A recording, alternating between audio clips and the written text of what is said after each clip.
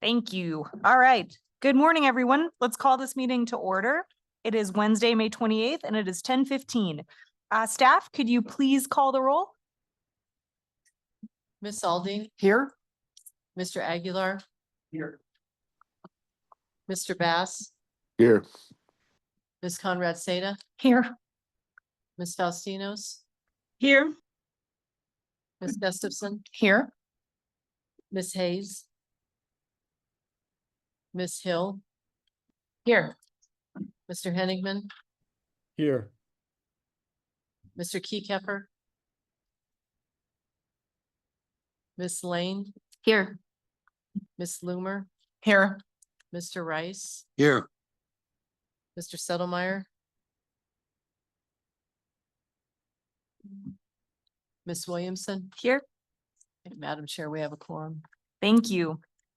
Just as a reminder to the public, this meeting is available at trpa.gov under the calendar header for May 28. To address board members directly with your comments, raise your hand in Zoom by clicking raise hand or dialing *9, and you will have 3 minutes to address the board.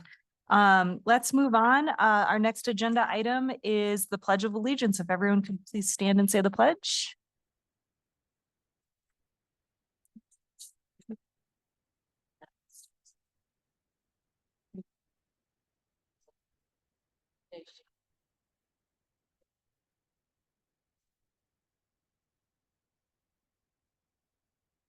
Right, thank you. Next, let's move on to agenda item number 3, which is our public comment period for items agendized for possible action. Any member of the public wishing to address the governing board on an item agendized for possible action, including items on the consent calendar, may do so at this time. Comments will be limited to 3 minutes per person for a maximum total period of 45 minutes. This comment period is reserved for items agendized for possible action. Comments on other matters, including items agendized as informational only, will be redirected to the public interest comment period before adjournment of the meeting. If any members of the public wish to address any item agendized for possible action, please raise your hand in person or come up to the podium. And so we'll start with the room first, and then we'll go online. So again, now is the time for public comment. And if you have a comment, please come on up. Good morning, Ellie Waller. I sat through the operations committee and wanted to bring up a couple items. I'm not sure if it's going to be pulled from consent or not. I think there was a very robust discussion, lots of good information. I know that the committees do their own reports. There was a public comment requesting that in writing by another person. So I'm not sure if that's going to happen. And I want to thank Mr. Middlebrook for bringing up dirt parking, and that needs to be discussed in further, I guess, closing public comment. But I did definitely want to bring up the governance committee because there was a request to have it pulled off of consent. Thank you. Any other public comments in the room? Okay, I'm not seeing any. Can we go online, please? Anybody have public comments online? Yes, Madam Chair, we have 2 hands raised online. Okay. The first hand raised is Brett Tibbetts. Brett, please unmute to make your comment. I have a comment on an informational item only and I can't be at the end. So am I out of luck? You know what, Brett? Go ahead right now. We will take your comment right now, even though it's information only. I really appreciate you looking at the new rules and getting used to them. So in that spirit, why don't you go ahead with your comment? Okay, thank you so much. I am thankful that the TRPA did the right thing and required a full EIS for the Barton project. My only hesitation is that there was ever a serious thought, of which there appeared to be plenty, that a full EIS was somehow not required. My 2 main concerns at this juncture are, 1, the split approval process for the Barton project, and 2, the very, very weak and back of a napkin traffic study that has been done to date for the project.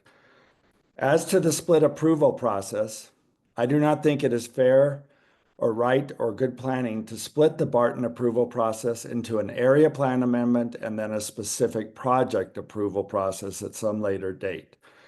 If the TRPA in Douglas County give an upfront approval to an 85-foot height allowance for the Barton project without a final project, then they are giving away the keys to the kingdom up front. How can one truly know what to study in an EIS without a definitive project? There are still a great many unknowns about this project that are clearly needed to be answered in finality before a serious EIS begins. Things such as access. 4H Road and its current easement road is not an acceptable road to be used for hospital access, such as employee parking. Laura Drive is basically a 1-lane road with a bike path, and Kale Drive is a small 2-lane road. Further, where is the parking going to be? A surface lot near the corner of 4H Road and Laura Drive cannot be the answer for a hospital. This process, in my opinion, needs to stop until Barton submits a final application that can truly be analyzed by the experts in a proper EIS. Then there is the issue of traffic created by the hospital. Despite Barton's best efforts to redefine reality as to where the population actually lives in Lake Tahoe, there can be no doubt that the vast majority of Barton's patients live in South Lake Tahoe, and that it will create material increased traffic to bring those patients to State Line. And there can be no doubt that it is truly heretical to attempt to say that Barton will generate less trips than a long failing Lakeside Inn. We need a serious and unbiased traffic study done by a serious firm, not the usual firm that, in my opinion, serves Lake Tahoe developers with any analysis and conclusion they want. This project could create some real problems for this community if the hard questions are not asked up front. And I thank you for Len, again, for bending the rules for me this time. Thank you. Thank you, Brett.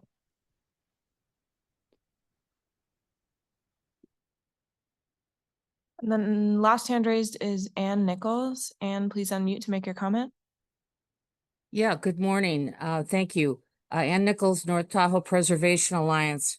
Regarding the consent item for the mobility funds on the State Route 89 management plan, I asked for it to be pulled, but I can tell that this has just come out at the very last minute. If it's supposed to be instituted in July, on July 1st, it's just thrown in the air too fast, too vague, but you know, you're going to see. So it has a potential to really mess up the West Shore and South Shore and create chaos. I just am really wondering how these small buses are going to be able to manage a 1 million person demand. I mean, the average car is like 3.2 people per car, and the buses, 14 people per bus and one bus every 40 minutes. I just don't see how this is going to work. And I really worry about the spillover demand that will be forcing people over to Kings Beach and Tahoe Vista beaches, and how they'll manage State Route 28 parking. I mean, I just think, I know how difficult this has been, and really so many agencies, but you've been working on this for a year, and just throwing this out without a lot of questions answered or discussed in the packet is, I'm glad to hear you're not creating new parking lots, but what is going to be happening with these? You're going to double dip on these parking lots. Anyway, just please take more time and get us more of our answers. And I'm hoping that, you can get a safety and access study to include 28 and induce demand. I mean, already the Moon Dudes Beach is insane. I will send you all, there were 1,000 people there last Thursday. So I'll send you all a picture, but there's a lot of stuff involved in this, and I hope that more questions will be answered. I'm wondering what the 300,000, it's a $5 million project, I believe, and the 300,000 from the league and the Tahoe Fund, what that's gonna be used for, no one really said, and anyway, let's just hope it's not gonna be chaos. I hope particularly you'll put signage at the Y and South Shore and at Tahoe City and North Shore, letting people know that, it's gonna be restricted parking or no parking. Thank you.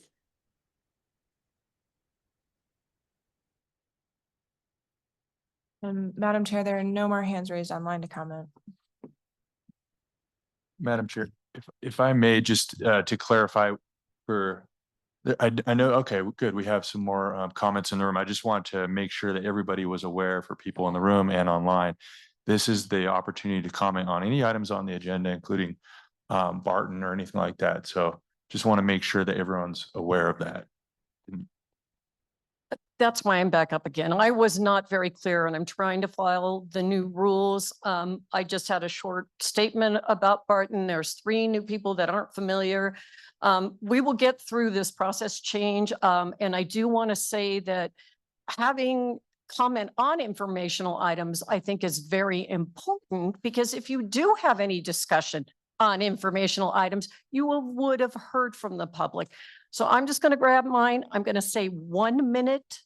And I'm just asking for forgiveness on not understanding, and you will have a couple other speakers. And in the future, as guidance from the people that do come to these meetings, I will be very clear. But I would like you to consider listening to informational items at opening as well, with your 45-minute or 30 or whatever going to decide.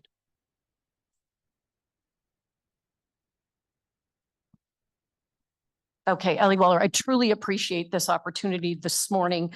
I'll go and talk about the thing I was going to wait till the end.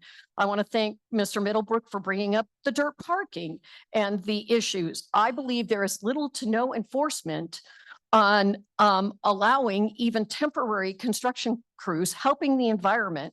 There's more dust, there's more dirt, and future planning for construction projects need to be in areas that don't create additional environmental issues. Tahoe Vista has an example of that going on right now. Of course, here in South Shore at the Barton site, with 2 different contracting companies utilizing a site. The temporary disturbances, at the very least, need some kind of environmental analysis being done before the permits are let to do those temporary things, in my opinion.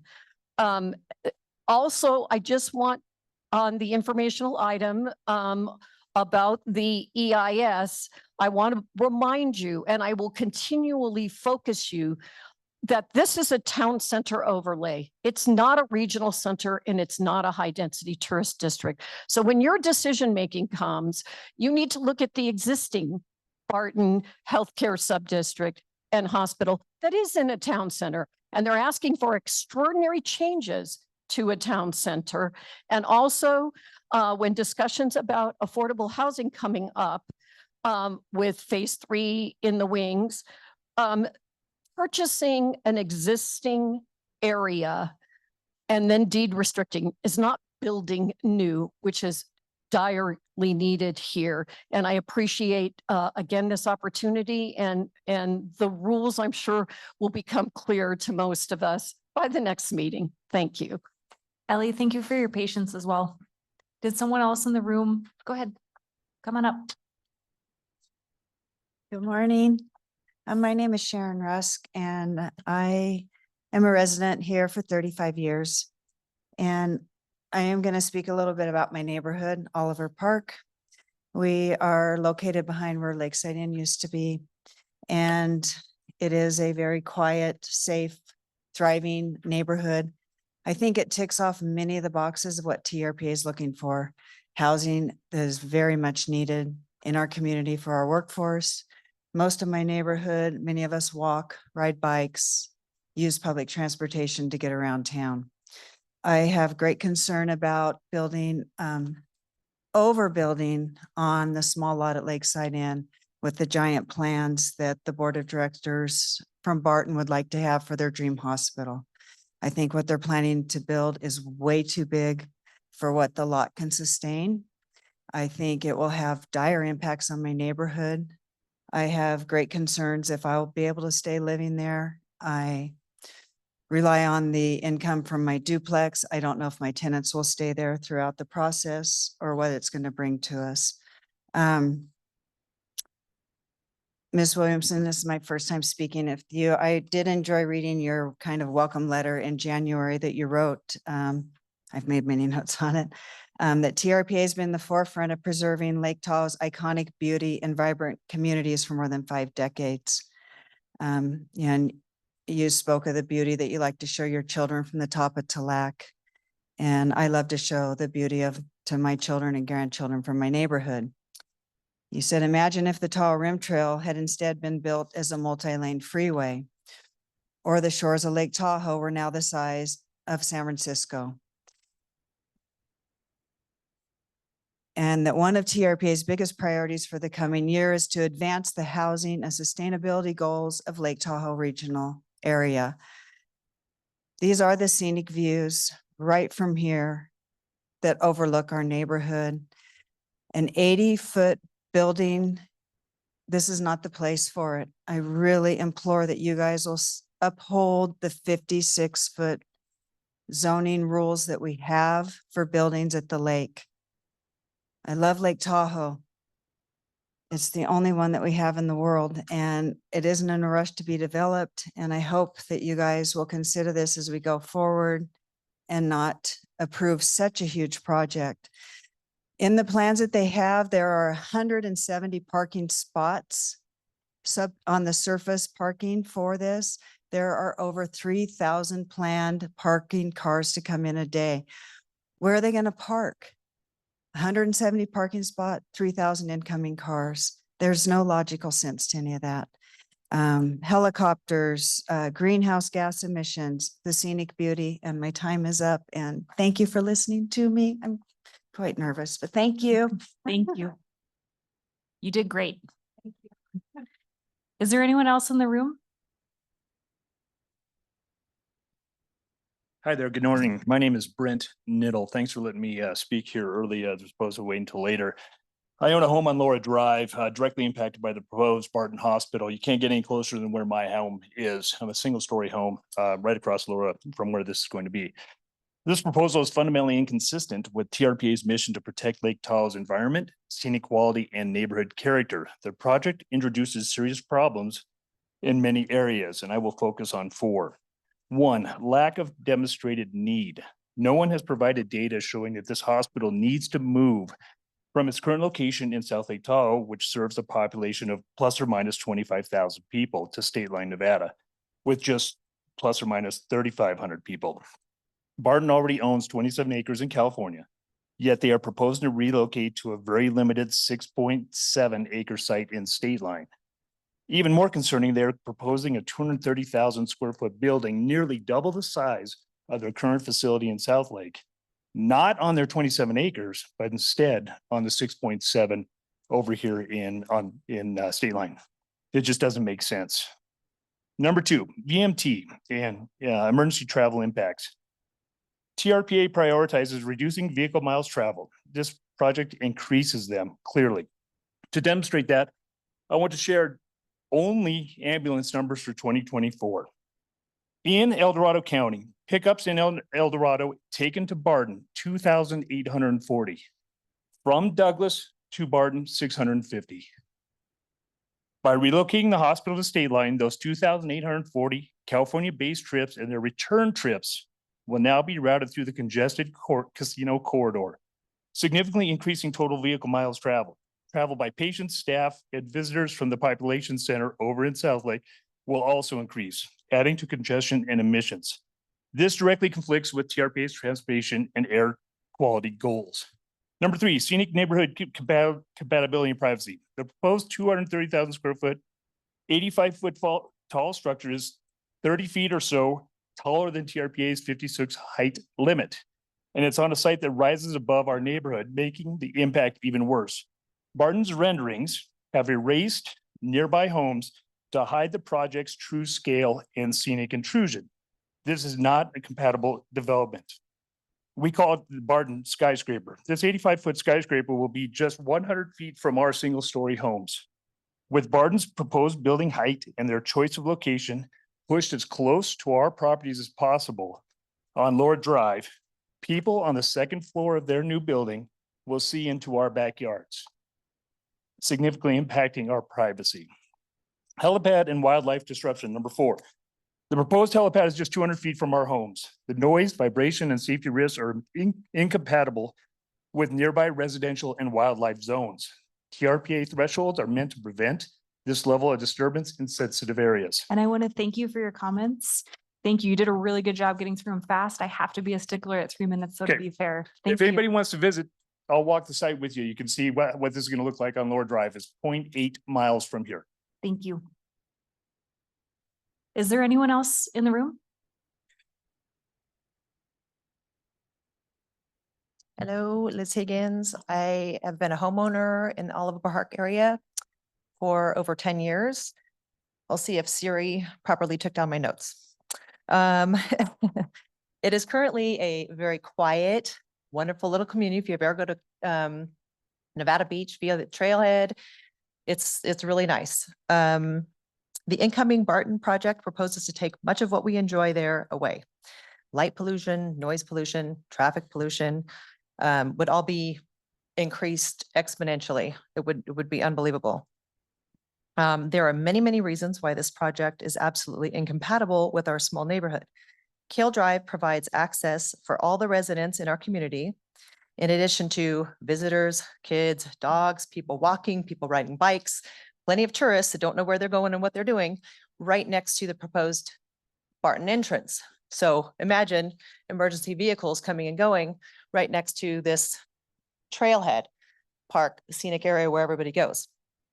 In addition, we have beach club residents, beach club members, which is only going to increase as the beach club develops more and more condos. So they're continuing their construction down there, right? And the Kale Complete Street is happening right now. So who knows how that's all going to work out once the Kale Complete Street is done, because that's already in the works. Hello. Let's see. This is also a school bus route. So that prevents its own considerations, I think. Our roads are really narrow and there's basically one road in and out. It's Kale Drive. So emergency vehicles, beach club members and residents, all of our community, tourists, people coming and going, it's absolutely incompatible. In addition, I don't think that we need Barton to have a monopoly on all the healthcare services in this town. What we need is affordable healthcare, which I don't know that they really provide that. Most of us, many of us, drive down the hill to get care down there. We don't need a healthcare sub-district. That's a whole other issue. In conclusion, I'd just like to reiterate, it's absolutely incompatible. So yes, something will need to be built there, but this giant monstrosity that they have planned is in no way compatible with that area. And as Brent mentioned, the helicopter pad and all kinds of things. So thank you for your consideration and taking really significant time to think about this project. So thank you. Thank you. Anyone else in the room? Okay, and then going one more time, one more in the room, please come up. Good morning, Madam Chair, Chris Proctor, Barton Health for the record. We really appreciate the comments that we're hearing here today. I mean, we also love the lake, you know, so I think we're thankful that we are in a position right now, as of the meeting last week, to really scope out what we are going to be looking at in this EIS. We look forward to working with our partners at TRPA, our partners at Douglas County, and our partners in the community to really understand what's the best facility that can be put on that property with all of those considerations at hand. So we're really fortunate to have that opportunity. We want to thank this governing board for allowing us to start that process. I also want to thank the chair for allowing us to have some comments at the beginning. We were kind of scrambling over there in the background to maybe do it later this afternoon. We have some physicians that are online that would like to speak. But again, just wanted to reiterate, our view is We think this process will help us design the absolute best facility for our community. Second point I'd like to make, if you had heard from our scoping meeting, there is a significant no project alternative impact in this, what we're about to go through with each other. This isn't like other projects where if the project is considered not approved, that particular entity just doesn't offer that service. We have significant infrastructure concerns on our California campus. We have inability to demolish and rebuild on our California campus. So when we go through this process, as we get to decision points, and I know we will get there probably in the next year or so, we just want to make sure we reiterate that the no project alternative will have implications for our community, and we just want to be sensitive to that. So without anything further, I just want to thank you for the opportunity, and we're looking forward to our physicians talking online. Thank you. Thank you. Is there anyone else in the room before we go back online? Okay, Catherine, can you help me call online again, please? Yes, Madam Chair. 2 hands up online. The first is Dr. David Young. Dr. Young, please unmute to make your comment.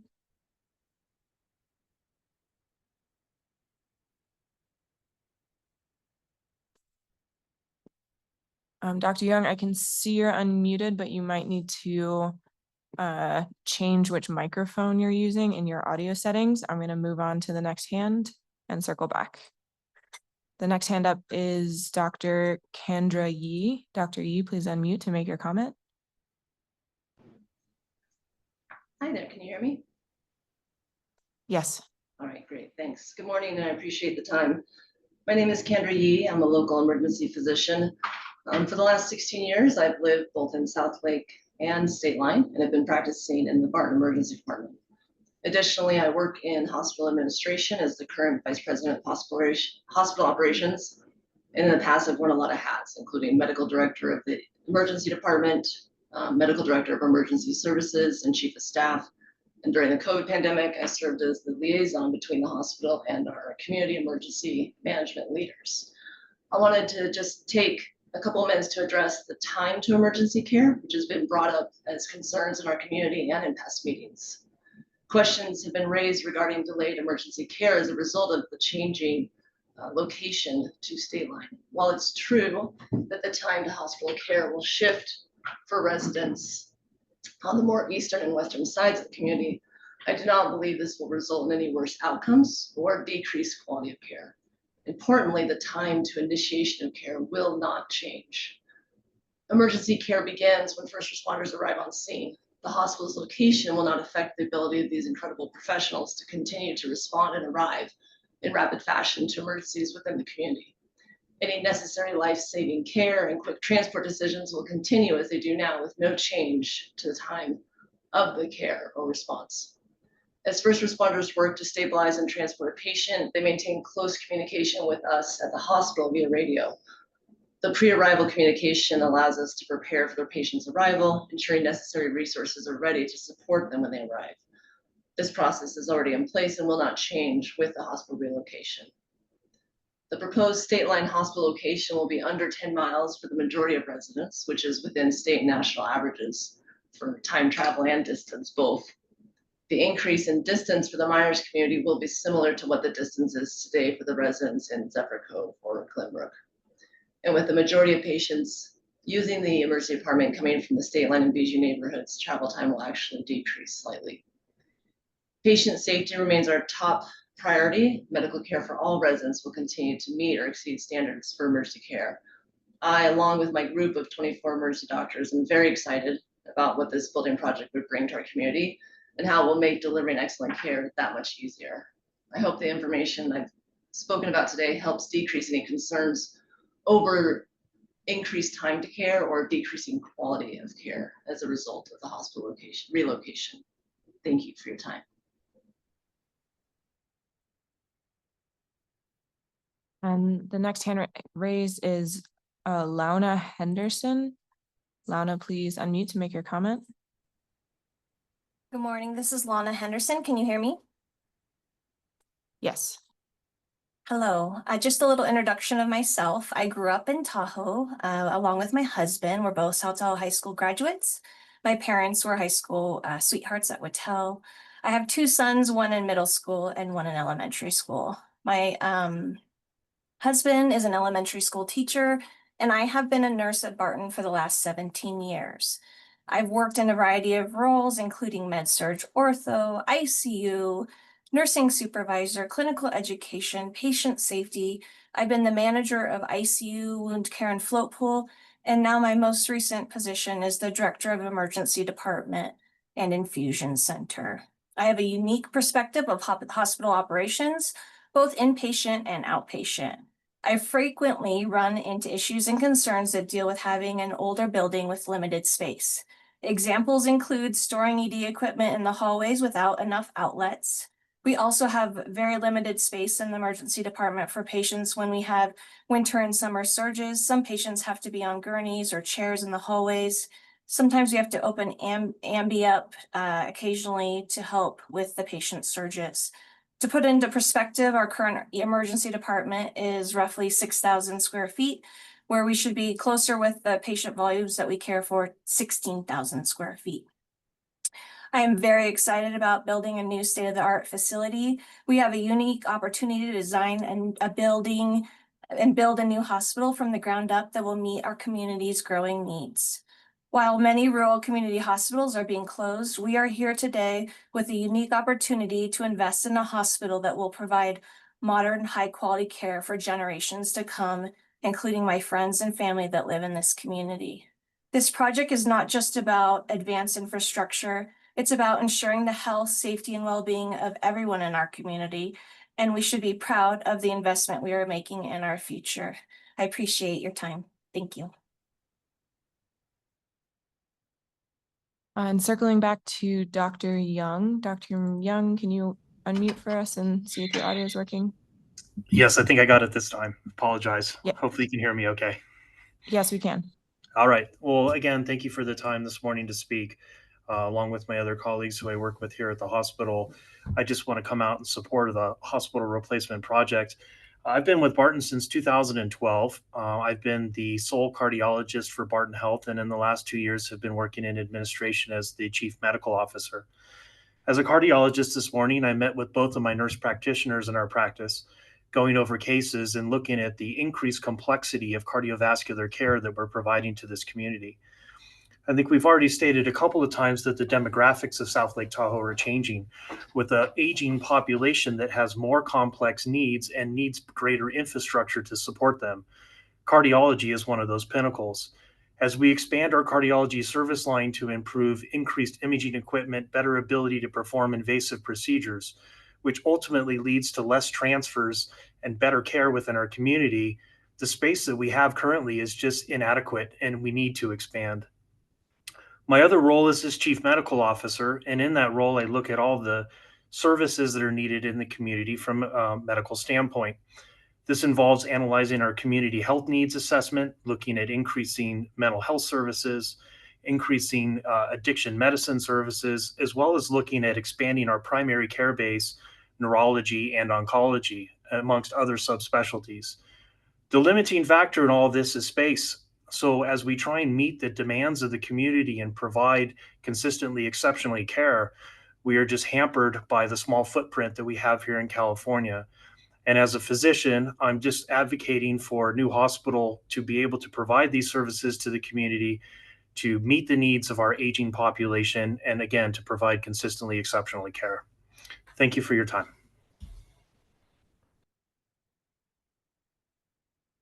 Madam Chair, there are no other hands raised to comment. All right, thank you all very much. With that, and not seeing anyone else and not seeing anyone else online, we will close public comment. And we will move on to agenda item 4, which is approval of the agenda. Ms. Reagan, I know we do actually, I have one change from legal because we only heard one item. So one item's not on consent. And then any other changes to the agenda? Madam Chair, thank you, Julie Reagan, TRPA Executive Director. Yes, I was also going to note item number 4 will come off the agenda because it will be moved into a future meeting and enforcement action violation, potential violation. And then there was a discussion around the consent item that Chair Lane will discuss as part of her report for the consent items. Thank you. With that, I will deem the agenda approved as amended. Let's move on then to agenda item 5, approval of minutes. You have a draft set of minutes from April 23rd on page 27 of your packet. Does anyone have changes to the minutes? Hearing none, I will entertain a motion to approve the minutes. Thank you. All in favor, please say aye. Aye. Any Aye. opposed? Motion passes. And one abstention. And one abstention. Thank you. Moving on then to the consent calendar. This is agenda item 6. There are 4 items on consent. The first 3 were reviewed by operations and governance, and the last one was reviewed by legal. Chair Lane, can we hear a report out, please, from items 1 through 3? Yes, thank you, Madam Chair. Item number 1 was heard by the committee regarding our April financials, and the committee recommends approval by the board. Item number 2, I officially abstained on that item, and I was not in the room for the discussion. I have a perceived conflict of interest in that I have a family member that's an investor in that property. So it doesn't directly affect me, but I chose to be conservative on that. I can report that the committee did discuss this item and the committee recommends approval by the board. And then finally on item number 3, which was it involves mitigation funds, but there were a lot of questions around the pilot project in general. And those, you heard some of those comments even from the public. We had a robust presentation by TRPA's Devin Middlebrook, really laying out the whole project. And then this one little small component of it, which is the use of mitigation funds that would go to the Tahoe Transportation District as they're going to carry out a portion of the pilot project on behalf of the group. So I think that there was a good discussion by the committee. There was lots of information shared. I personally don't feel that the item needs to be pulled by the governing board.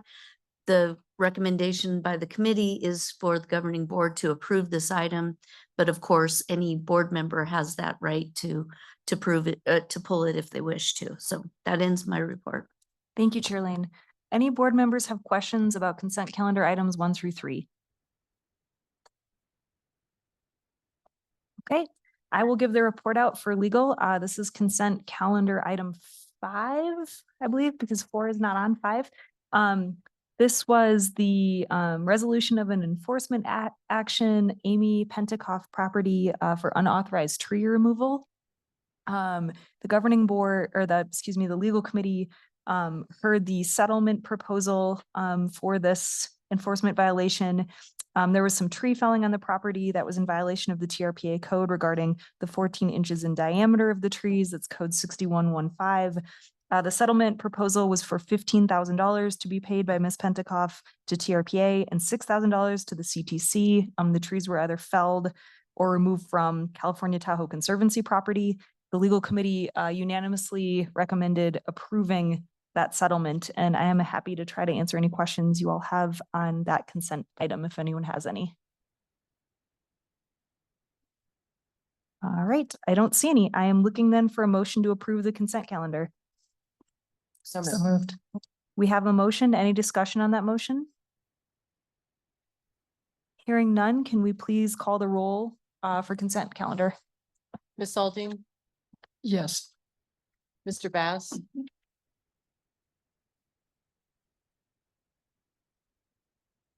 Mr. Bass, can you hear us? We'll circle back. Mr. Aguilar, Yes. Ms. Conrad Seda, Yes. Ms. Hill, Yes. Ms. Faustinos, Yes. Mr. Keycapper, Yes. Ms. Gustafson, Yes. Mr. Rice, Yes. Mr. Henigman, Yes. Mr. Settlemeyer, Yes. Ms. Lane, Yes, with an abstention on item number 2 on consent. Ms. Williamson, Yes. Mr. Bass, Yes. Ms. Loomer. Yes. Madam Chair, the motion passes. Thank you. Before we move on to the next item, we need a motion to adjourn as the TRPA and reconvene or convene as the TMPO. Do I have a motion to adjourn and convene? So moved. Thank you. All in favor, please say aye. Aye. Any opposed? Okay, that brings us to agenda item 7, the TMPO consent calendar. There's one item on consent, which was reviewed by the Transportation Technical Committee ahead of this meeting. Are there any questions or comments from the board on this consent item? Seeing and hearing none, I'm looking for a motion to approve the TMPO consent calendar. So moved. Thank you. Any discussion on that motion? Hearing none, Maria, can you please call the roll? Ms. Aldine, Yes. Mr. Bass, Yes. Mr. Aguilar, Yes. Ms. Conrad Seda, Yes. Ms. Hill, Yes. Ms. Faustinos, Yes. Mr. Keycapper, Yes. Ms. Gustafson, Yes. Mr. Rice, Yes. Mr. Henigman, Yes. Mr. Settlemyer, Yes. Ms. Lane, Yes. Ms. Loomer. Oh. And Ms. Williamson. Yes. Madam Chair, that motion passes. Thank you. I'm now looking for a motion to adjourn as TMPO and reconvene as TRPA. Do I have that motion to adjourn and reconvene? So moved. Thank you. All in favor, please say aye. Aye. Any opposition? All right, we are now on to agenda item 8, which is planning matters. 8A is the TRPA strategic planning session summary and fiscal year 26 work plan priorities. Information on this item can be found on page 147. And I believe Ms. Carringer is going to take us through this. Go ahead. Thank you, Madam Chair and members of the board. Kim Carringer for the record. I can't believe it's already been a month since just the board meeting last month in April where we all got to convene in the North Shore for your regular meeting, but it was a special 2-day meeting. The first day at the Chateau and Incline for the regular meeting. And then the second day was at the Thunderbird Lodge to do a strategic planning session. This vantage point on the screen is taken from the Thunderbird Lodge. And I think we can all agree this place is such a treasure in Tahoe and offered a really wonderful setting to reflect on our work as a agency, as a board, and why we all do what we do. So I'm going to offer a brief recap of what we covered last month and how it is informing our work plan for this year. It's a preview. And I'll say this agenda item it's agendized for possible action because staff are looking for direction from you as far as what you heard. If I missed anything, if we need to add anything back into the board operations and improvements, and any feedback you all have for us on our work plan priorities. So I will lump these into 2 categories of what we covered on that day. And one, the full morning was spent on reviewing and improving board operations. And the second half of the day was on work plan priorities. So I'm going to cover the first and the next few slides, please. So again, this was a robust discussion, and I think I heard a lot of sentiment that the board is operating really well, but it's always a good idea just to check in every year and say, how are we doing? Are there ways that we can be more efficient, more effective, put in any improvements in place to continue to do the work that we do? This is a big board. We've got a lot of people coming from different jurisdictions. So it's always good just to check in on how we can make sure we're effective together. So I bucketed them in 3 categories. What you all talked about and committed to as board members, how we as staff can help improve our board agenda and our packets to help you all be prepared. And we had a special session on committees and how we can be more effective between board and committee operations. Next slide. So first one, board member commitments. There's our chair and vice chair. We talked about a couple different things here. First is just preparing before you get here on reviewing the board packet in advance. Admittedly, our board packets can be large and complex. And I think the real sentiment here was, if that's totally understandable, you may not be able to get through everything or understand everything that's in that packet, but please raise questions if you've got them. And staff are happy to jump in and help before you get here today to make sure you feel you are prepared when you get here. So it's just a flag to let us know that we'll make sure a staff contact's there that you can contact to raise questions potentially like the week before. That helps us prepare too. when we're having discussions in the room, you all talked about it's most efficient if we are going through the chair during that discussion period, that we're allowing every member to speak before speaking again. Sometimes you've got a whole list of questions. Check in, maybe go one or two, and then make sure everyone's had an opportunity before they're going back to you again. And just overall, the tone was practice clarity, efficiency, and time management in our board discussions. That helps us, it helps the public, it helps staff to follow. Engage fully in board meetings. It's definitely a fact that all of you have other jobs outside of this board and that we respect all of those roles. This is more about active listening to the discussion to make sure you're tracking what's going on so we get to the motion when it's time, and committing to the full day participation in the board meetings to ensure the quorum. You've all been here, we're at razor's edge sometimes. That's on us staff as well to make sure we're being as efficient as we can and prioritizing things early to not lose that quorum. And some days are longer than others. So it's just a reminder, that's the most efficient way for us to make sure we get through all of the decision making. Next slide. Around committees, we talked about the role of committees and how they interface with the board. Again, you've all been here. There's been some days where we have a full discussion at a committee, and then we see almost a repeat of it at the board. And we want to avoid that because the committee discussions are really for those detailed policy discussions and then the higher level decision at the board. That's why we have the committees, right? So it was just recommitting to that structure. We're going to try to avoid doing that on the same day. That kind of lends itself to repeat. So we're going to try to avoid that. But just like we did on those committee report outs just before this agenda item, we're going to defer to the committee chair to report out on that board or on the committee discussion, check in with the board on questions. And we really want to give deference to those committee discussions and avoid repeating. And if you are really interested in one of those topics, you can always go to a committee to get more information and again, check in with staff for questions. Next slide.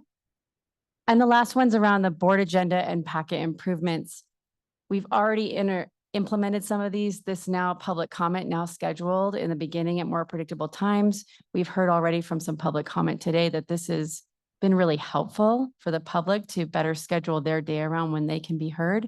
And it also helps us hear early where the public might have input on an item that we can address during the discussion. So far, we are getting good feedback and we'll continue to test that out and appreciate the patience of the public as they learn the new policy. I talked about prioritizing agenda items early that need decisions. Some expressed more regular compliance and enforcement updates through the legal committee. We talked about improving the navigability of the board packet. We are already working on that with staff and those should be rolling out this year. Just a way to just read the agenda more clearly and be able to have more clickable links to where the staff reports are for those items. We talked about us providing a clear snapshot of the workload that's going on right now and this stats and where we are and forecasting going forward. We'll be working on that this year for sure. And just reformatting our staff reports and presentations to better make sure you all are prepared for decision-making on why is this coming to the board? What's the regulatory context? What thresholds is it advancing? Trying to just front load those more to prepare the discussions better. Next slide. Okay, now I'm going to transition over to the work plan. So we spent all morning on those process improvements, and I think it was a really great discussion. In the afternoon, we had a couple presentations from John Hester and myself on the work plan and what we want to prioritize this year. And the conversation centered around kind of 4 key items. What did we hear from the threshold evaluation and engagement process that we just heard as far as what's a priority from you all, from our advisory planning commission, from the public, from staff? What actions might get us the most regional plan and threshold gain? And in that vein, there's only so much budget and staffing capacity that we have. You notice I put a little superhero icon there because we do have a bunch of superheroes working on this staff who are tirelessly working to achieve a lot of the priorities that we have in front of us, but there's only so much we can do. And we want to make sure we prioritize the staff and making sure we're not stressing them out too much. And what actions that we take best complement what our partners are doing? We want to avoid duplicating and better leveraging and advancing the collective work of the basin.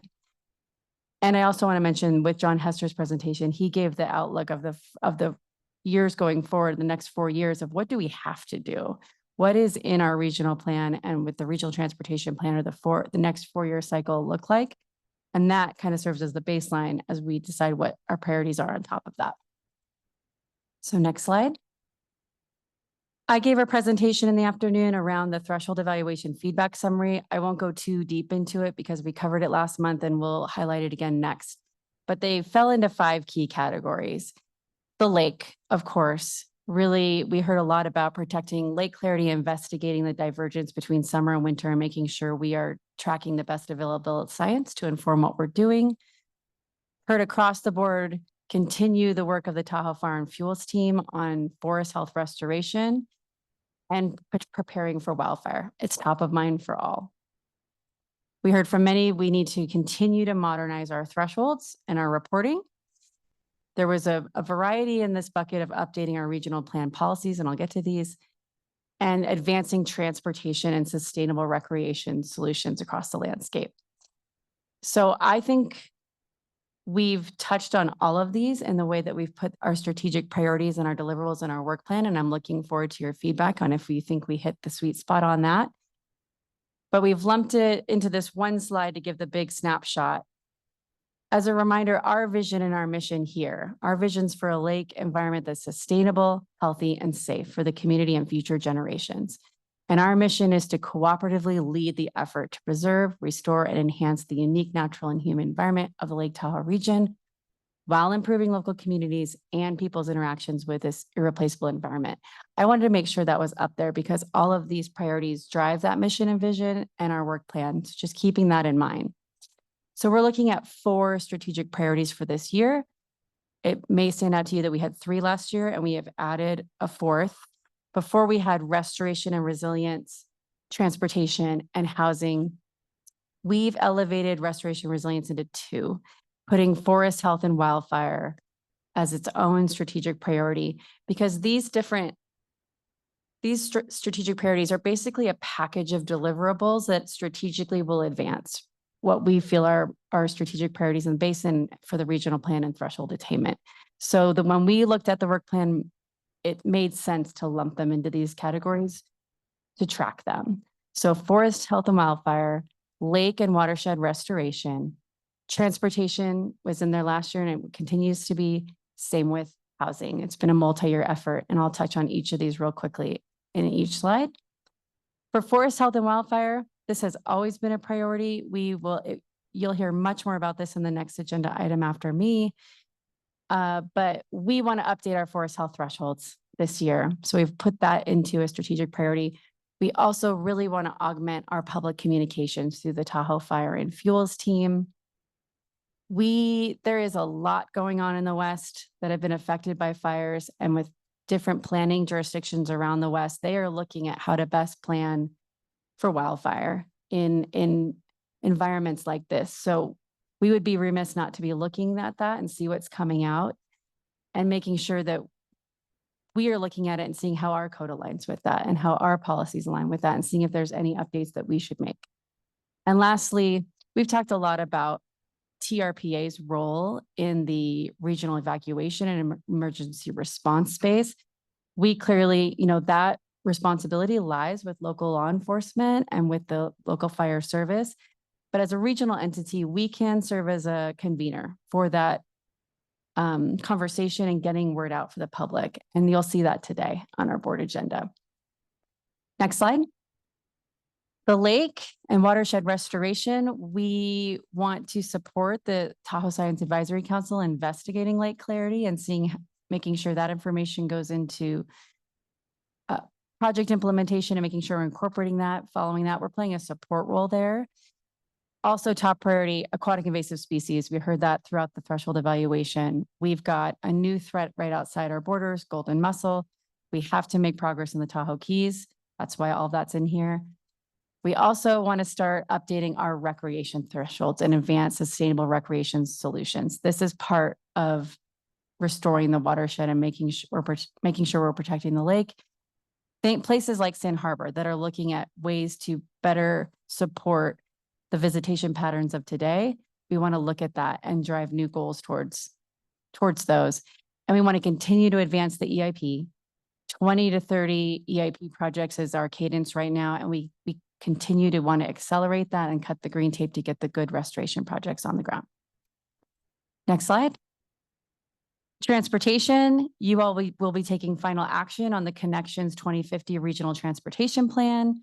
We'll continue looking at transportation funding and implementing those priority projects. The biennial performance report will be coming this fiscal year. Lots of discussion and action on local and regional transit around the basin, and a focus on technology again this year for a systematics approach and how we can improve technology to improve our overall modernizing our transportation system. Next slide.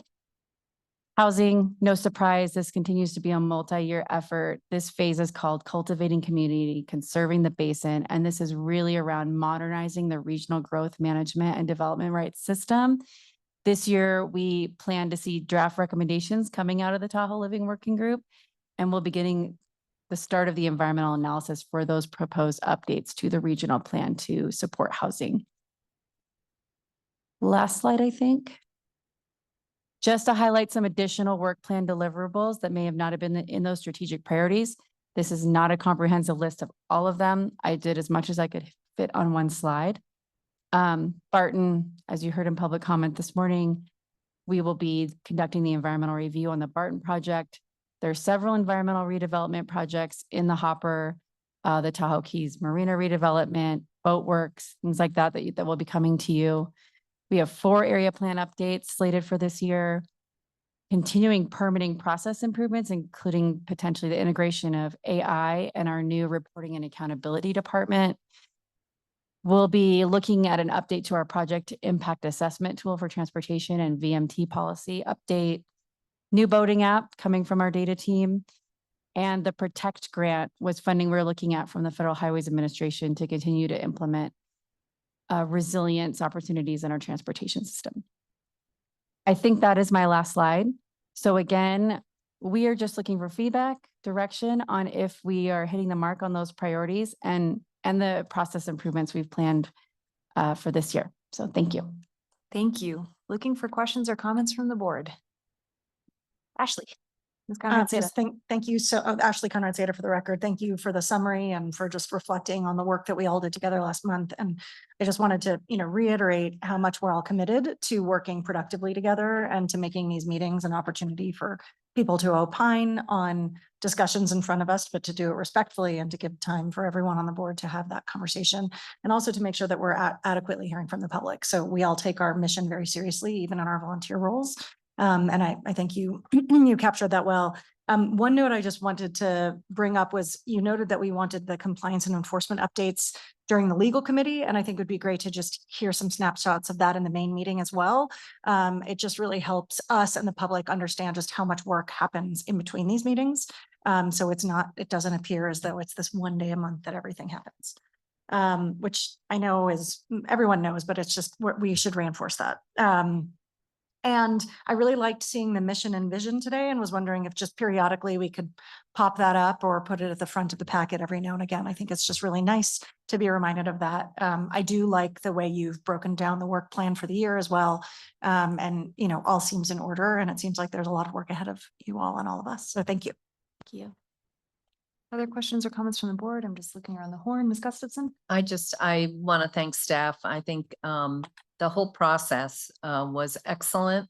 And the discussions we had, I think, were the best since I've served on the board as far as really talking about our processes and how we can improve. And I just think you did a great job capturing our priorities. So thank you. Mr. Settlemeyer? Oh, I'm sorry. That you nodded your head. Thank you. Shelley, Ms. Aldine. Thank you. Tearing off of Ashley's comments regarding legal, and I know I've had to share this suggestion with Julie and Graham. We have and I'm assuming we have an updated version of the matrix that was developed. We try to be consistent in terms of the assessments for violations and having that matrix and having some useful background information about how the the system has changed over time, but how it's also been very consistent with respect to, honoring the fee schedule that we've put in place. So it's equitable in addition to being a deterrent to violations. I think would be helpful to share that with the board, to give them some sense of, the process that the staff goes through.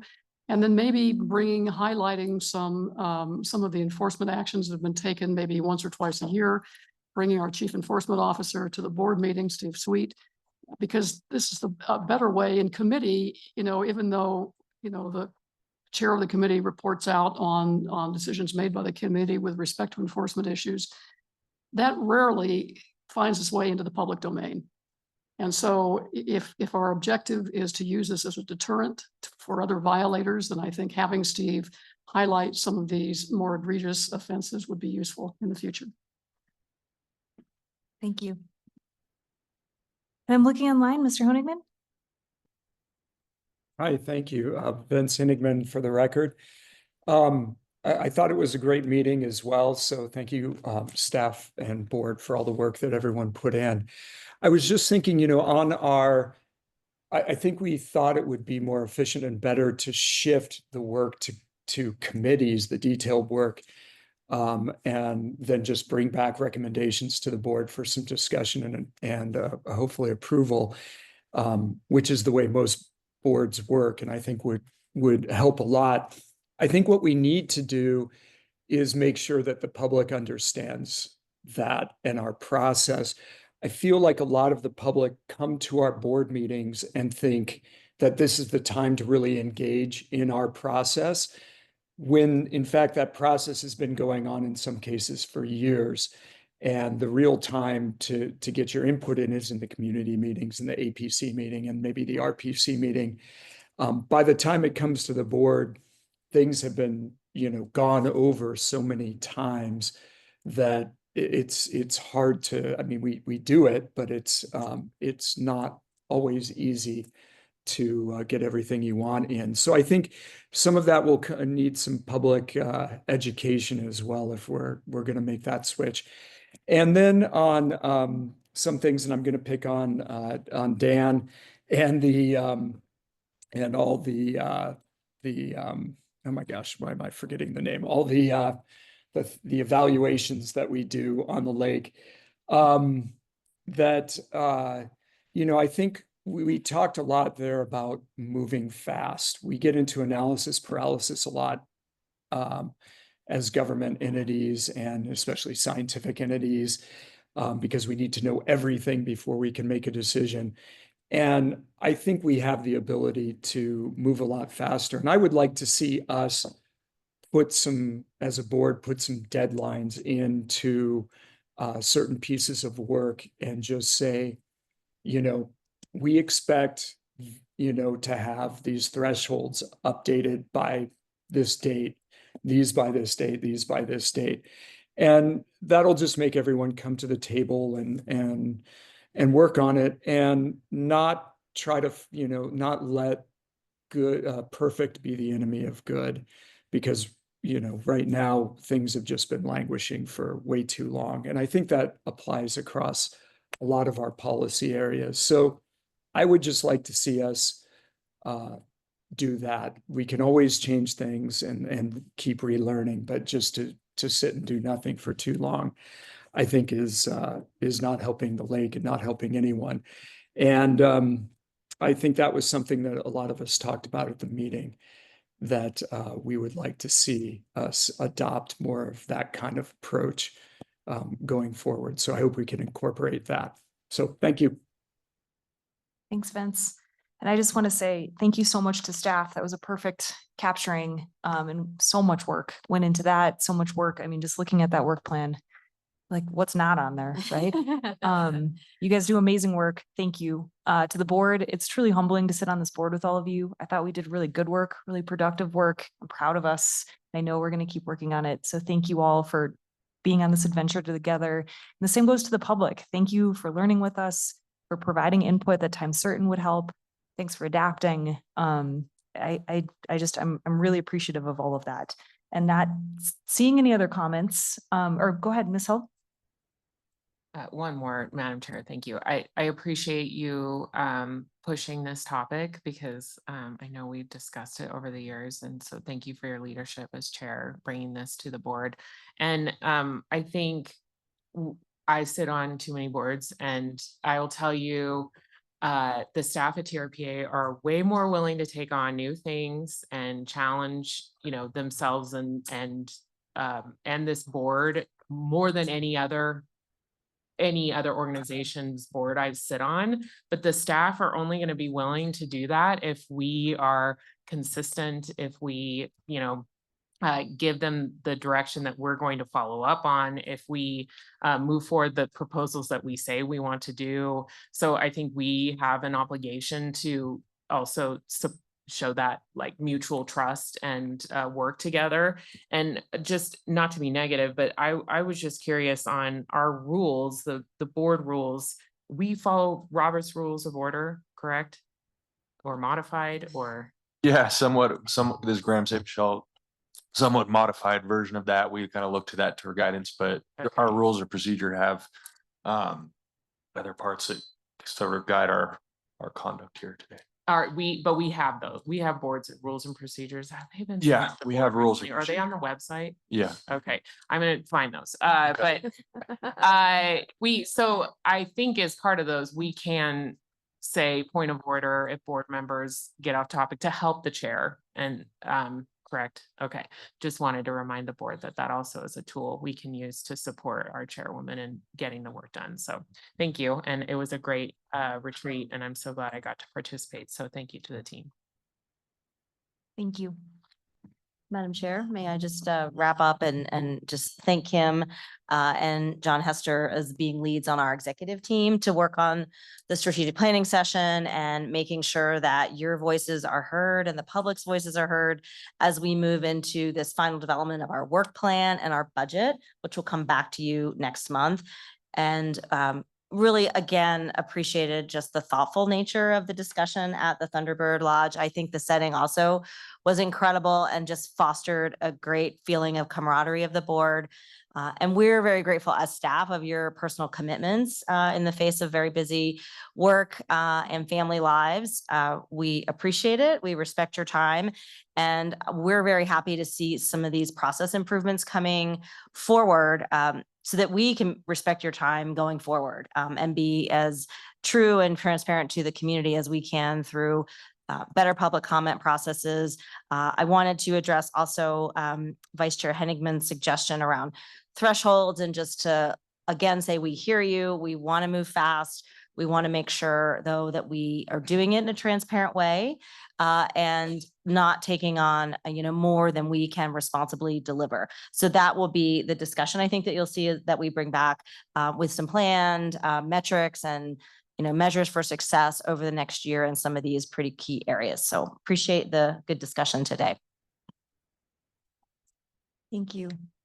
And with that, I am looking for a motion to endorse the strategic priorities and core deliverables presented by staff, which will be used to prepare the FY26 annual work plan. So moved. We have a motion. Any discussion? Hearing and seeing none. Maria, can you please call the roll? Ms. Aldine, Yes. Mr. Bass, Yes. Mr. Aguilar, Yes. Ms. Conrad Seda, Yes. Ms. Hill, Yes. Ms. Faustinos, Yes. Mr. Keycapper, Yes. Ms. Gustafson, Yes. Mr. Rice, Yes. Mr. Hennigman, Yes. Mr. Settlemeyer, Yes. Ms. Lane, Yes. Ms. Loomer, Yes. Ms. Williamson. Yes. Madam Chair, the motion passes. Thank you. Let's move on then to agenda item 8B, which is a presentation and panel on Tahoe Basin Forest Health and Wildfire Preparedness Priorities. Information on this item can be found on page 149. A reminder, I believe this one is informational only. So as we turn it over to Kat McIntyre, this one is for informational purposes only. And Madam Chair, if I may, just make a quick suggestion to take a 3-minute bio break while we assemble our panel. We Yes. have a not before 11:30 notation on the agenda, but that will give everybody a chance to stretch their legs. We'll bring our speakers up and we'll get going. Thank you so much for that reminder. We are on break until 11:30. Thank you. You have thoughts? Yeah, can I borrow you just for a second? Yeah. Just your brain space? Yeah. Is, we were gonna do one Mhm. there. The 1, 2, 3, 4, 5, no, the cat. Mm. You're right, there should be enough. One there. But if it's crowded, like. I can, it's- I'm gonna move. Okay, but if it's like actually move to the seat, instead of like shifting the whole board, but I think we did okay. Okay. So we think, should I get the table out, right? No, I think we weren't gonna do the table. Okay, there's gonna be enough space? There's gonna be enough space. So. But you wanna, but. No, I don't know, instead of like shifting the whole board. Did you say there's room? Did you say there's? We should be good. And then so I'll do the resolution. We don't need to move it forward on that. I think, before or after. I don't know.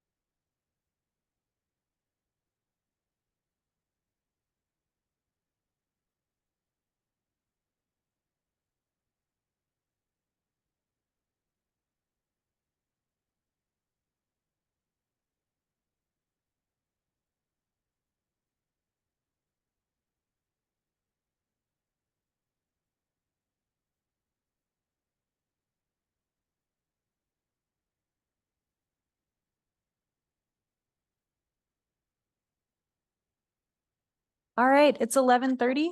When you guys are ready, why don't you go ahead and get started? Great, thank you. Next slide, please, Tracy. Okay, hi, everyone. Thank you for having me. Kathleen McIntyre, Environmental Improvement Program Manager with the Tahoe Regional Planning Agency. I'm going to keep my presentation portion fairly quick and tight. I'm going to talk about the Tahoe Basin Forest Health and Wildfire priorities. And then we are lucky to be graced with all of these amazing professionals to have a panel on evacuation, emergency preparedness, and wildfire response. So let's get it started. Next slide, please. So basin partners, including the TRPA, have a long history of leading in the wildfire and forest health space. Since the Gondola Fire in 2002, wildfire and forest health have been a priority for this agency, for all of our partners, as well as for this governing board.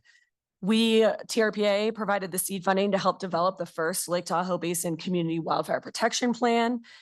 In 2007, the Angora Fire burned 252 structures and 31,000 acres. And post Angora, the Blue Ribbon Commission was convened, and our very own previous board member, Bud Hicks, sat on that commission and led the charge to cutting the green tape at TRPA, making sure we facilitate forest health projects while protecting the environment. TRPA did a comprehensive review of forest health regulations in our code and implemented memorandums of understanding with major implementers and land managers to increase the pace and scale of forest health treatments in the basin. Additionally, the Tahoe Regional Planning Agency was a founding member of the Tahoe Fire and Fuels Team and the Fire Pit, or Public Information Team, which is the communications arm of TFFT, and has been acting in that convener and collaborator role since day one. Fast forward to the last 5 years, and TRPA has continued to make progress in the forest health and wildfire space. We recently updated our code for steep slopes to allow mechanical equipment on slopes between 30 to 50%, allowing implementers to reduce fuels in some of the most critically important areas while maintaining environmental protections. We recently saw this code in use with the Incline Smart Community pilot last week, where the burn bot was out operating on slopes around 45%. We worked with law enforcement, emergency management partners, and fire service to help finalize the regional evacuation plan. And we continue to convene and collaborate with partners to increase pace and scale of restoration work, test new innovative technologies, and protect communities. Next slide, please. So that gives you a taste of what we've been doing in the past. So what does the next year look like for the Tahoe Regional Planning Agency? A great framework to consider when developing a comprehensive and holistic plan or framework to addressing forest health and wildfire resilience is the National Cohesive Strategy. This three-pronged approach highlighted on the screen includes building resilient landscapes, fire-adapted communities, and developing safe and effective wildfire response. And this framework guides the work we do at the Tahoe Fire and Fuels Team, as well as the TRPA priorities for the coming year. Next slide, please. So in terms of fire-adapted communities, what will TRPA be doing this next year? We heard from Kim that this is a strategic priority, right? That forest health and wildfire is one of our main focus areas for the next year and most likely for the next coming years. In terms of fire adapted communities, we intend to review and assess the best management practices for development and building in wildfire prone areas. Additionally, we will continue to support and replicate the Incline Fire Smart Community pilot. So for those that might not have seen the news or the press releases on this project, this is a systematic and science-based approach to identifying which risk reduction mitigations matter the most. Partners are using modeling and new technology to identify and reduce wildfire risk while figuring out which approaches are most impactful and engaging insurance to attempt to reinsure many of the properties. We've already had requests from other neighborhoods in Incline as well as Glenbrook to replicate this pilot. So this is really kind of the future of where fire adapted communities will be going for the Tahoe Basin. Next slide, please. In terms of resilient landscapes, again, you heard from Kim, we want to update the forest health thresholds this year. We know that the current forest health thresholds are antiquated and do not measure or assess the progress and the work that our partners are doing in a meaningful way. We want to continue to collaborate and convene the Tahoe Fire and Fuels team, the MAC and the fire pit or the public information team. We want to elevate and amplify communication specifically through the fire pit. So TRPA plays a co-lead role in that working group. And we'll also be looking to help fund to develop a systematic and holistic communication strategy for TFFT and fire pit. And then lastly, we want to continue to support and advocate for funding. Things like priorities such as thinning around evacuation corridors and critical infrastructure, as well as water infrastructure for fire suppression, which we know was paramount to the fires in LA. Next slide, please. And then lastly, safe and effective wildfire response. You heard a little bit from Kim around building resilience and transportation infrastructure with the Protect grant. We want to continue to work and manage that. We want to act as a regional convener to develop lessons learned and communication coordination on evacuation. And we will be doing that today, right? We are bringing together basin partners to hold this panel to get information out on these pressing issues. And then lastly, utilizing technology and innovation, whether that's the SMART grant that we heard about, which is real-time testing data collection technologies to better understand our transportation needs, as well as partnering with Xyloplan, which is this really innovative fire pathway modeling software where we can understand and model what fire might look like and where it might hit certain evacuation corridors and then prioritize those pinch points the most. So next slide, please. So with that, I wanted to highlight again those priorities for TRPA for the coming year, and then we can get into the panel discussion. But I see Julie has a comment. I wanted just to thank Dr. McIntyre for this and just to brag on Kat just a little bit because she's very modest and, you know, she is a national expert in this area and served on that National Wildfire Task Force along with Casey from the state of Nevada and other representatives that helped develop this cohesive strategy. So I just really wanted to just reiterate to the board how fortunate we are to have Kat interacting with this esteemed panel. And I know we want to get to them. I also wanted to thank the panel for being here. I mean, to have the public safety officials and emergency management professionals that are responsible for life and safety and property in an event to take the time to be here today is a great honor for us. So thank you. We're most pleased, and Kat will facilitate the panel, and we'll have introductions and a few words from our esteemed panel members. And then we also do have a resolution to follow this that's in your packet, and that will then wrap up this item, and then we'll take a lunch break. So just wanted to give you a little bit of the run of show and turn it back to Kat.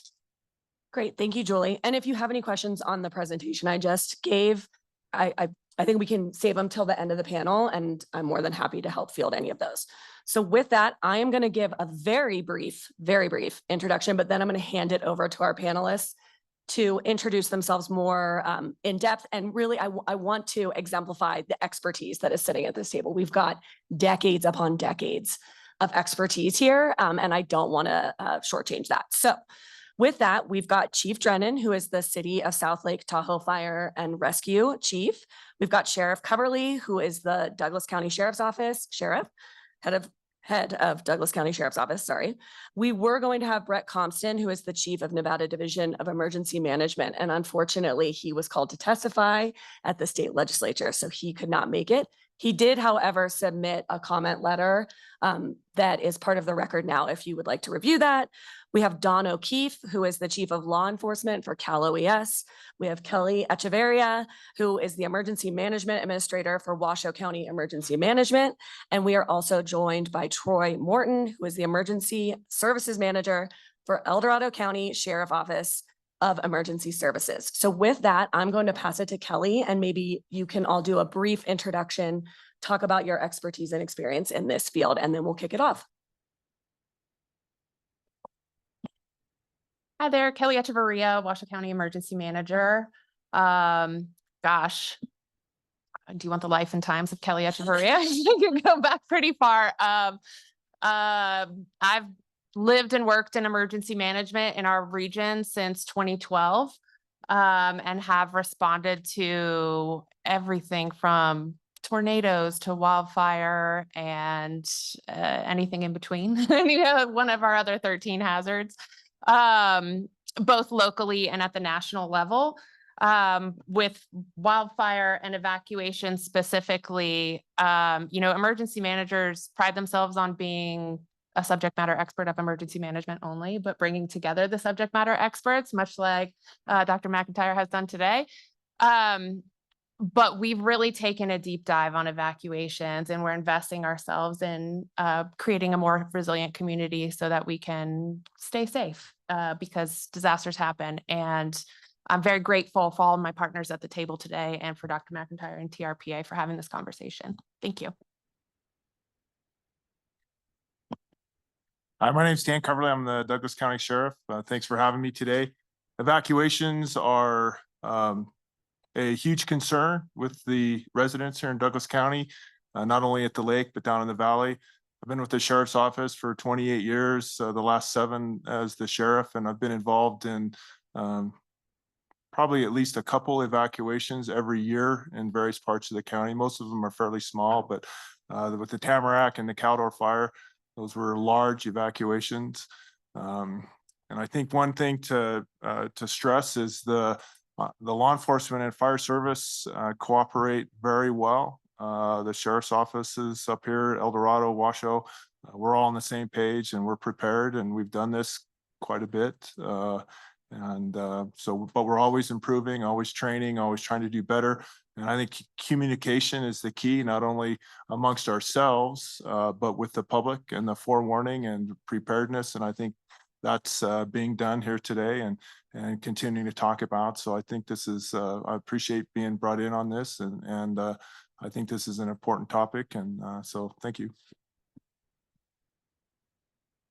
Good morning, Troy Morton. As she said, I'm a lieutenant with the Sheriff's Office, but my assignment is the director of the County Emergency Operations Center that activates during an emergency to coordinate the incident, and also the Office of Emergency Services. I've been with the Sheriff's Office just over 20 years. I've been in my position for 5 years. I was here for Caldor Fire, so I was overseeing the operations from the county end for that incident.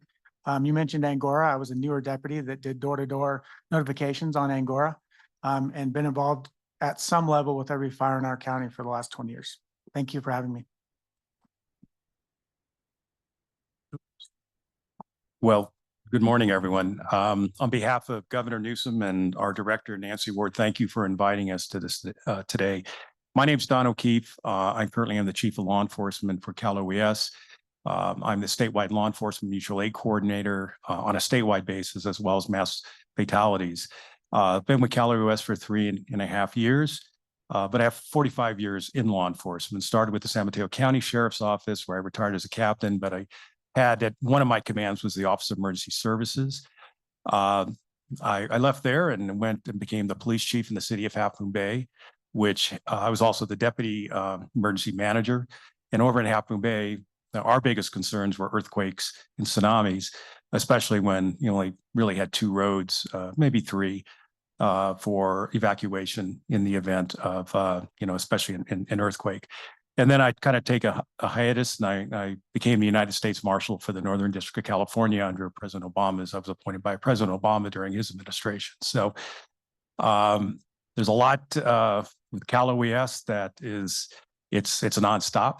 And I have learned a lot through, just the 3.5 years I've been here and working with these fine individuals from, fire law and our emergency managers. So thank you again for having me.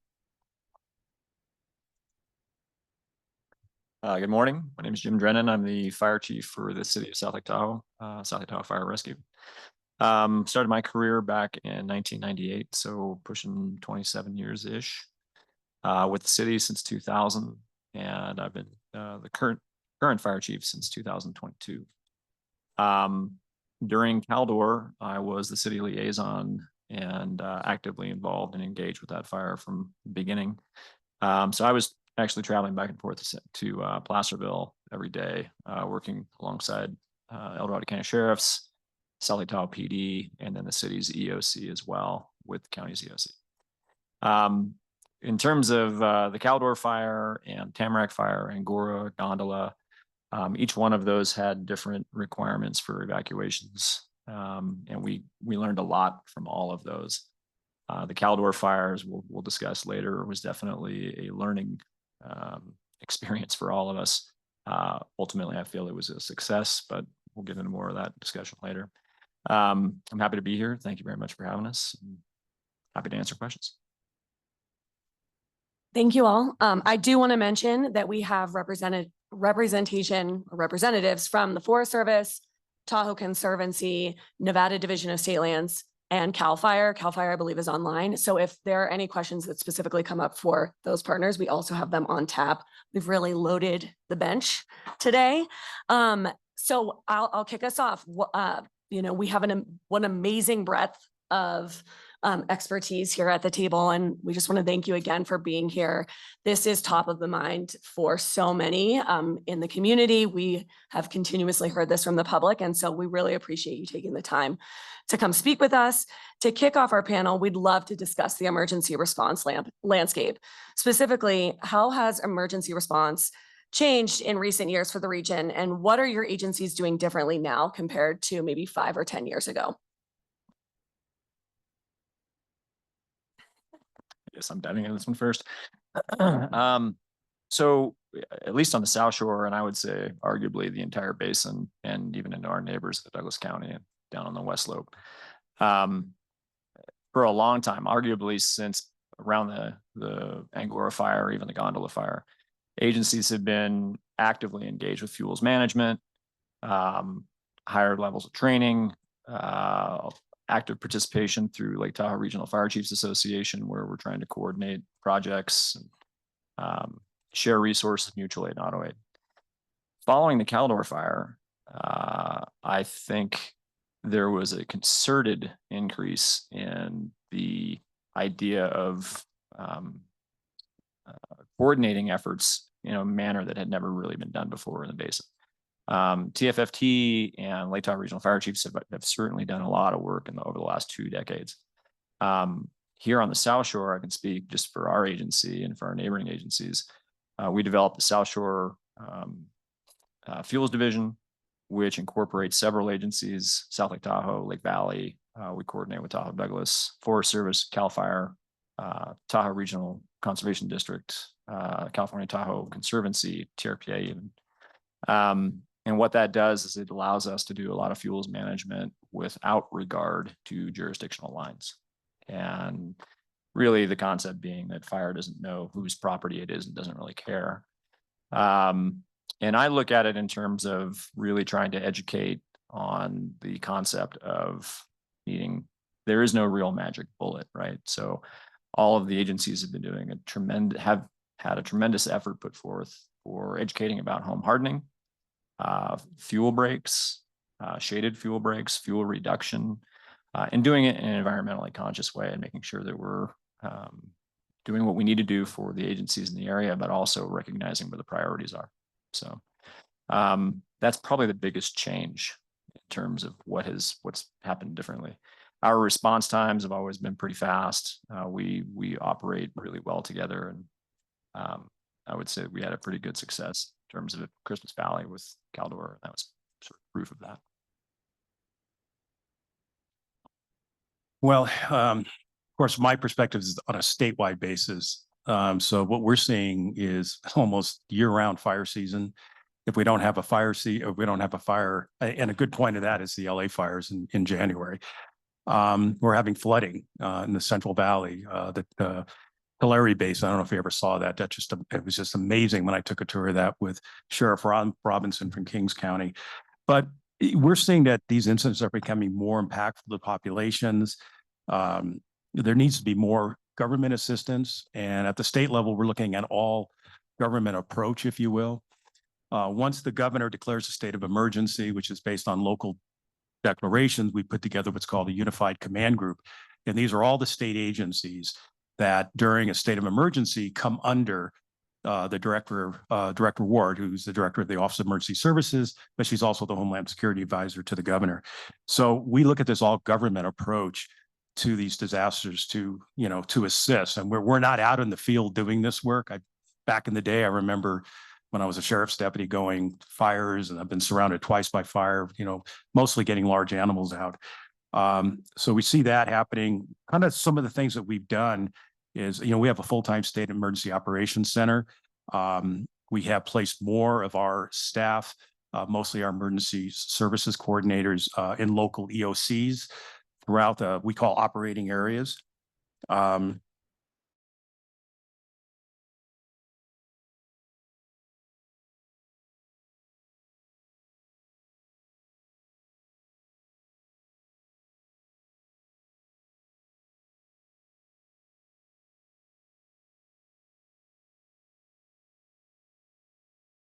Site is pretty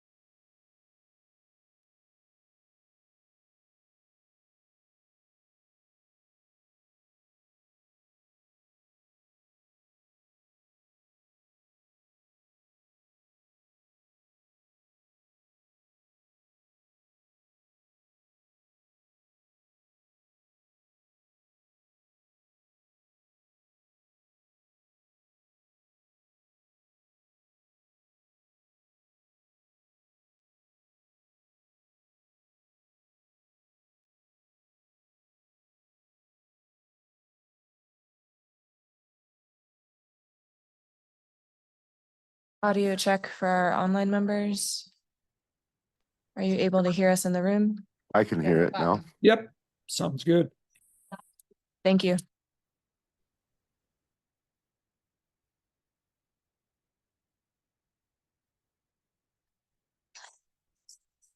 Thanks, everyone, for your flexibility.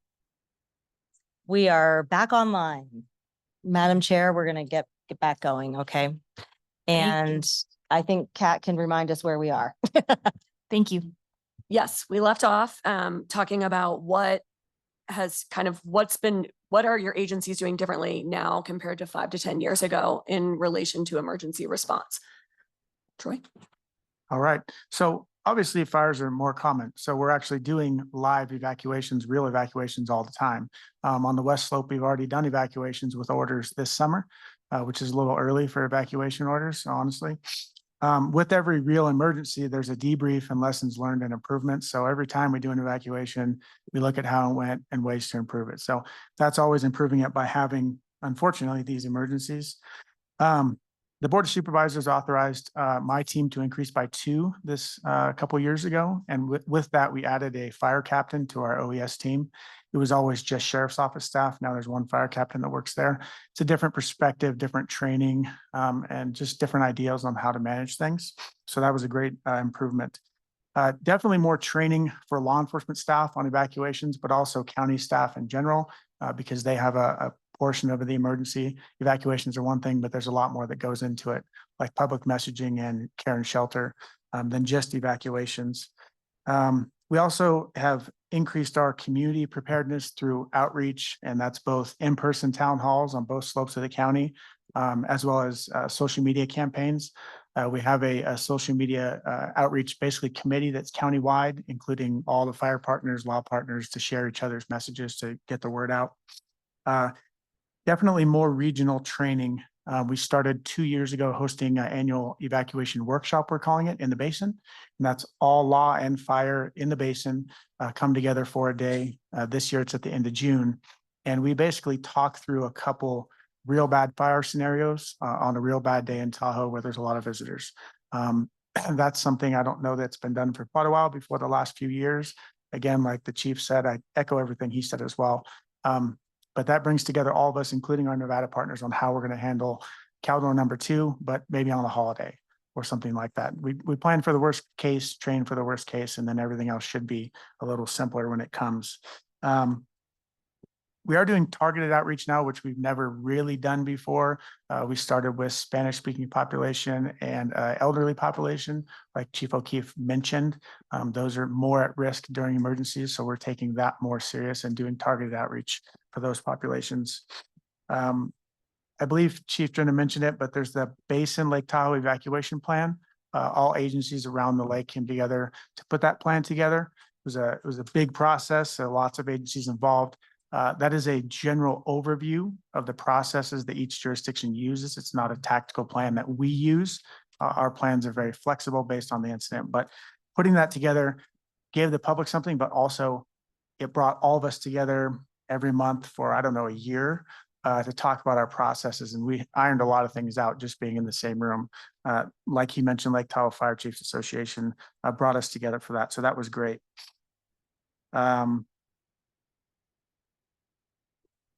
Yeah, and that was all I had for this. I think the technology questions later. Thank you.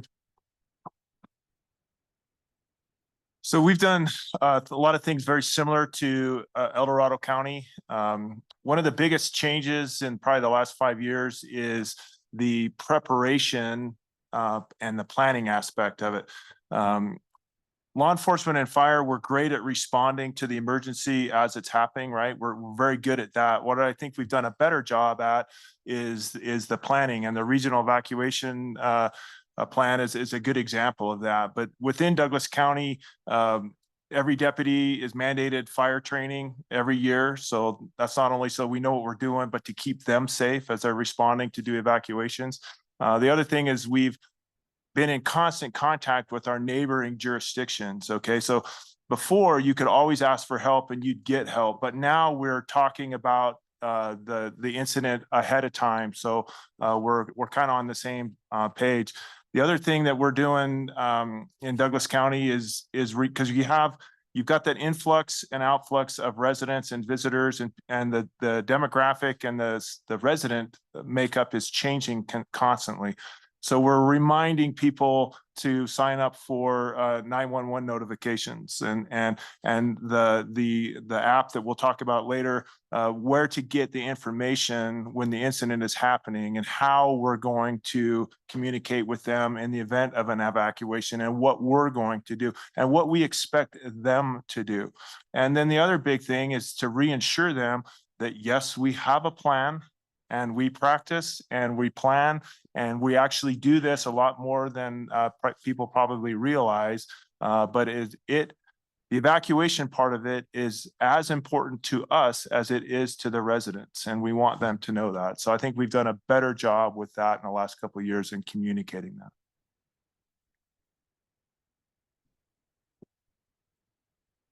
So in Washoe County, we recently have changed our operational model within the Emergency Operations Center to better support our partners in the field and our community. We've switched to an incident support model, which is also what the Nevada Division of Emergency Management is moving to, as well as Carson City.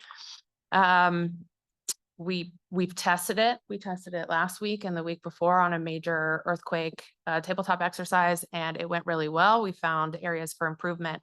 That's nothing new. We're constantly testing our processes and trying to improve them as frequently as we can. But we have attempted to increase collaboration. Gosh, a year or two ago, we started the Tahoe EMs group, and we meet regularly to share plans, training, introduce ourselves to one another so that when something does happen, that collaboration is more seamless across jurisdictional boundaries. We are trying to take a more strategic approach, especially when it comes to evacuations. This year, we'll be conducting an evacuation study that includes fire and traffic modeling, looking at those choke points and implementing hopefully mitigation measures to overcome those, to have a more seamless evacuation throughout the Washoe region. That includes the city of Reno, the city of Sparks. And then we leverage technology, which I know we're headed into a little bit more of that, but we want to increase communication and allow our community to have more efficient and effective decision-making regarding their own safety. A lot of times we see people don't leave, and that is never a good option when a threat is near. So I can talk a little bit more about that next. Thanks so much for the responses. This is Ashley Conrad-Seda for the record. Just as a follow-up to all of you, I mean, it sounds like you're really doing great work in terms of preparedness and training. You've all mentioned demographic changes in this, 5 to 10 year period as well, and people not leaving. What mechanisms are you using to communicate ahead of time the importance of leaving in various languages, right? The importance, especially for elderly populations that might have a hard time leaving or might not want to leave because they've been through 4 or 5, fires. What are the mechanisms, or what's the opportunity for folks to find that information? And this might come up in the technology question, so I can also hold it. I like to say every technological means available to us is how we're going to communicate. But we heard a lot from various communities throughout the region. I just don't know what to expect. And so we tried to create a preparedness video to set those expectations for the community so that they knew what was coming and when to leave, and they could make those decisions. We did it in English and Spanish. We have a Tagalog version ready to go. Those are our top 3 languages in Washoe County, but then we also have American Sign Language overlaid with those videos, and those are available on YouTube and on our website.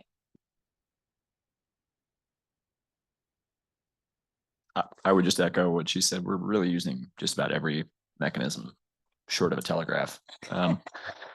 Yeah, we push a lot out through social media. We also push or try to educate the public on different apps that are available, whether it's Rave or Perimeter or Watch Duty.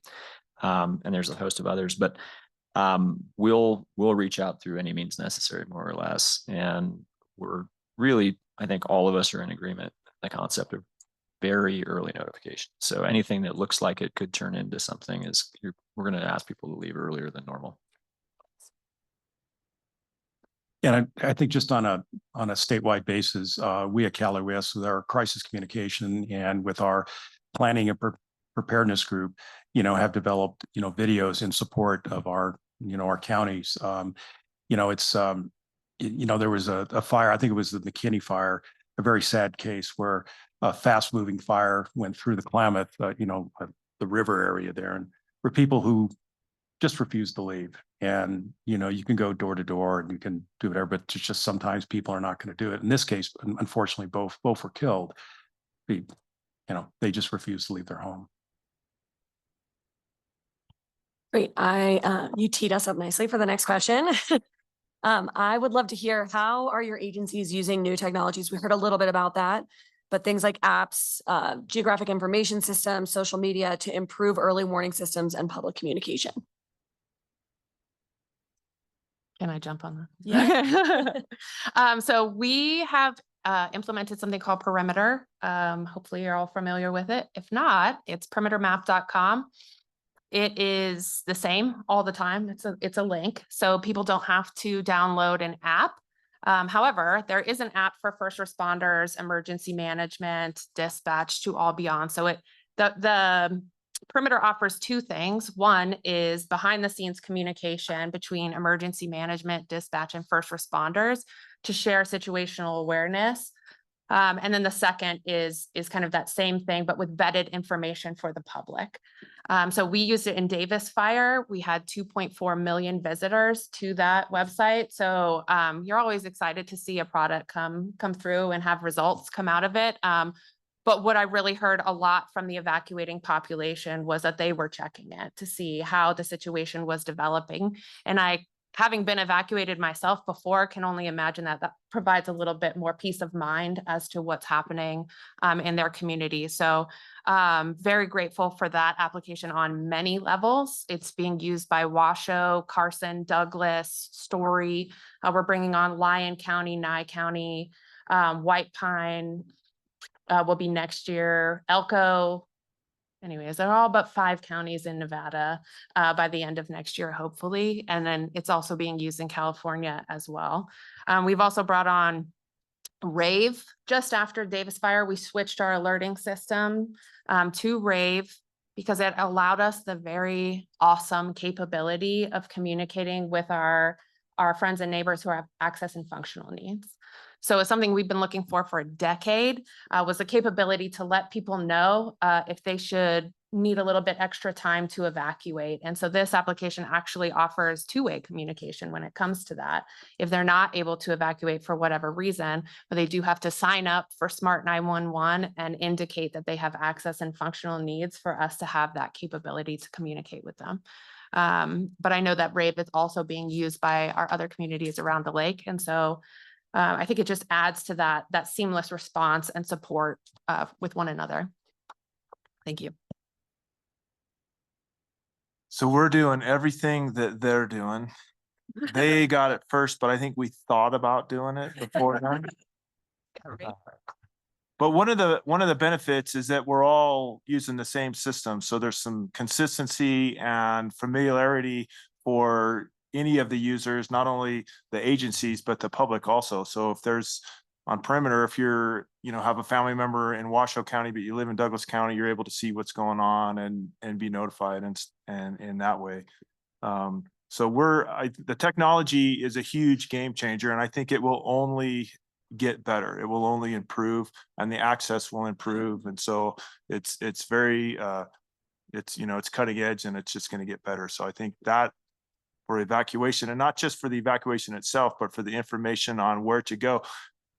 And a good example of the Caldor Fire, when South Lake Tahoe evacuated, they went into Douglas County. And so even though we weren't faced with the fire right away, we still felt the effect of, and vice versa. If the North Shore would evacuate, depending on which way they go, they're going to, so especially here in the basin, we're going to be involved to some level, irregardless of where the incident is, just because of the limits in access and where we can go. So it's very important that we're all on the same page, and we are. So I think that's huge. Thank you, Sheriff Coverly. You actually teed me up for my next question. So I love that. We know that Lake Tahoe is a fire dependent ecosystem and we are not immune to wildfires. Gondola, Angora, Emerald, Caldor. I'd love to hear from kind of the local resources on the panel. What lessons were learned from past wildfire evacuations? Example, Angora or Caldor, and how have they led to changes in evacuation planning? We've touched on that a little bit, but I think the group would like to hear a little bit more.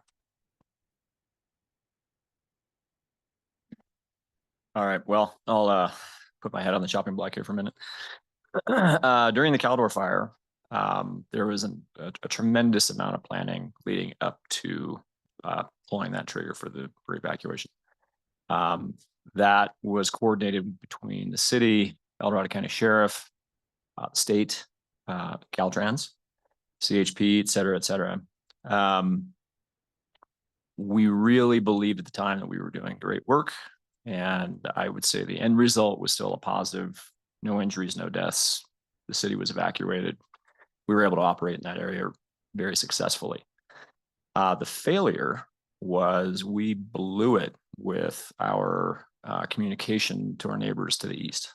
So that's all of the western counties of Nevada, not just Douglas or Washoe, but Carson City and even further on than that.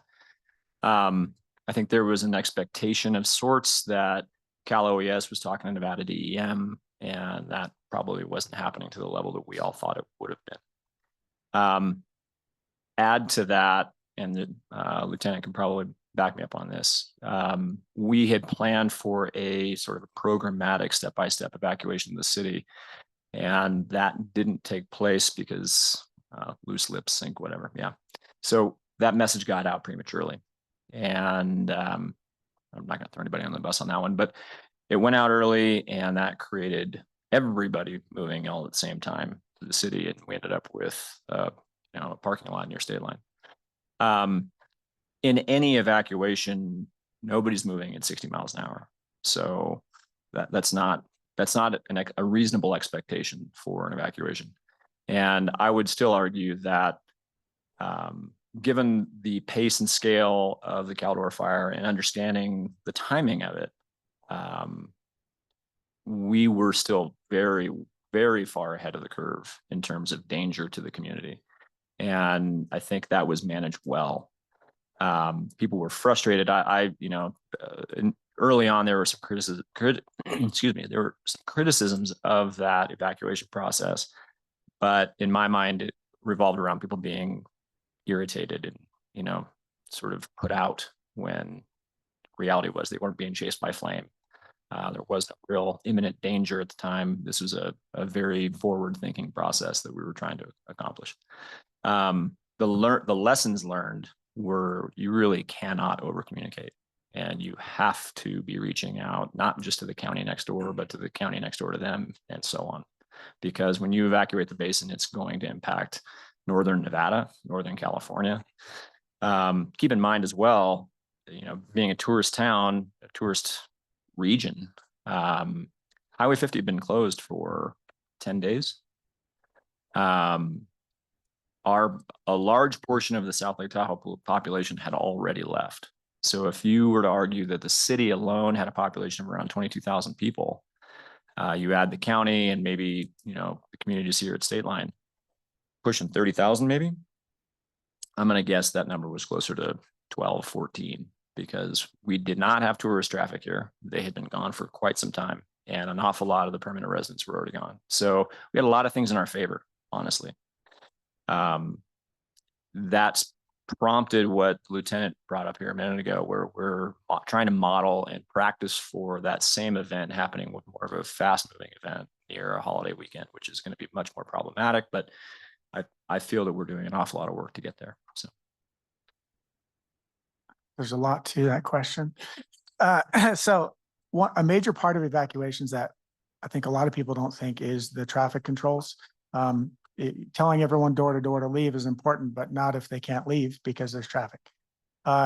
We did have traffic control in place at every stoplight, as far as you could see, but just the amount of them being in sync is what also matters.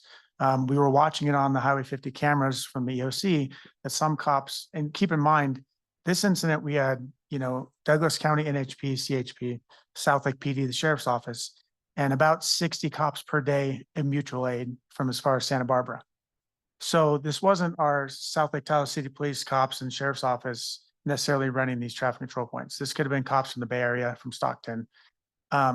So we were watching traffic control not go as smooth as it could, which was 50 just being dumped into Nevada at once. We were watching sometimes some cops would let traffic go for 3 minutes on 50 and then let side streets go. Some were letting 50 just go and go and go. So, and that's hard to coordinate when you don't have all one agency doing it, because you have to find the law branch. They have to get a hold of that specific cop at that light, and all of them have to be in sync to get 50 moving. So that's a complicated thing, especially with Caldor and the resources that are not local up here.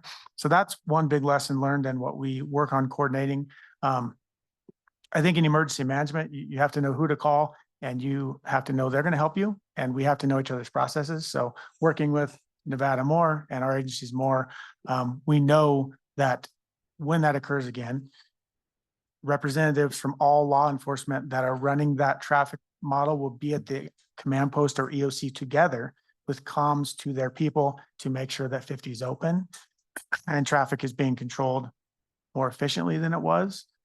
Like the chief said, I still think it was a success. In El Dorado County, we evacuate earlier than probably a lot of counties, especially in Tahoe, because we know that's part of the reason why we pulled the trigger a little earlier on that evacuation. Like the chief said, we did want to section it out. That's how we do evacuations if we get the chance. It didn't happen that way. And like he said, more communication with our partners in Nevada. There was some shelter on the sheltering side of things, even more miscommunication, because we actually did have to set up shelters in Nevada, something I don't know when the last time that occurred was, if ever. So obviously that came up, but all those have led to, like I said, the workshops we're hosting. It's a complex, the more agencies you have involved, the more communication is going to fail, and communication is always the first thing to fail in the emergency. So it's just that communication and staying tight with each other in the off season and preparing for fire season, so we're ready when it actually happens. I think the biggest lesson that I took away from both the Tamarack fire and the Caldor fire was time. So time can be your greatest ally, or it can be your worst enemy. And the pre-planning and the preparation ahead of time helps you with time on the positive side. So all of the defensible space, the hardening of houses and stuff, that allows for that gives the evacuation time, which is key. It's always going to be a traffic jam. It's always going to be a mess. But doing your evacuations as early as you can is key. One of the thing that I will never forget was a presentation given to me by the Butte County Sheriff right after the Camp Paradise fire. And that I had a hard time sleeping. That scared me to death. And so that will remain with me forever. Time is your best friend if you use it wisely. And sometimes you may not have that time and you're just going to have to make it work, which I think we're pretty good at. But if you can, then you got to use time. Another shout out, or just a brief shout out to the fire service. They can predict the movement of a wildfire almost to the second. It is amazing. And so if you are working with your partners in the fire service and they are saying that hits this trigger point, gets this point, then that's what you need. It is incumbent on the law enforcement side to pay attention to that and to be able to do that, because they can predict. The Tamarack fire was crazy how accurate it was, and Caldor also. And I think that's what helped with that evacuation out of South Lake, which didn't go perfectly, but it still went, and no one got caught. No one was hurt, and yeah, was it a big traffic jam? Yep. And yes, I wish they'd have called us, but it all worked. And so it was successful in the end, but we can do better. And I think we would, if it happened again today, that same circumstance, it would be much different, and it would be better organized and more successful. I think from the emergency management perspective, I'm going to echo some of the sentiments that Chief Drennan started with, which is cross-border collaboration. from Washoe County's perspective, we had Dixie Fire happening to the north in California and Caldor Fire happening to the south, and both looking to evacuate into Washoe County through Douglas and Carson. And we did have to open a shelter where we had residents from both fires staying. So happy to support our neighbors to the west at any time ever. But I think since then, we've, through all of the things that I described earlier, have worked on partner inclusion and collaboration across jurisdictional boundaries.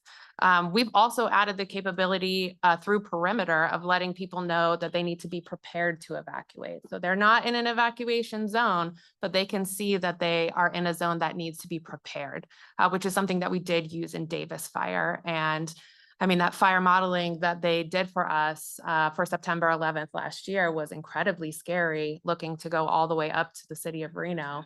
And so to include those zones and give people that time to pack their bags and make plans for their pets and their families was something that we didn't have during Caldor Dixie Fire, but is part of what lends to it looking so different if it were to happen today.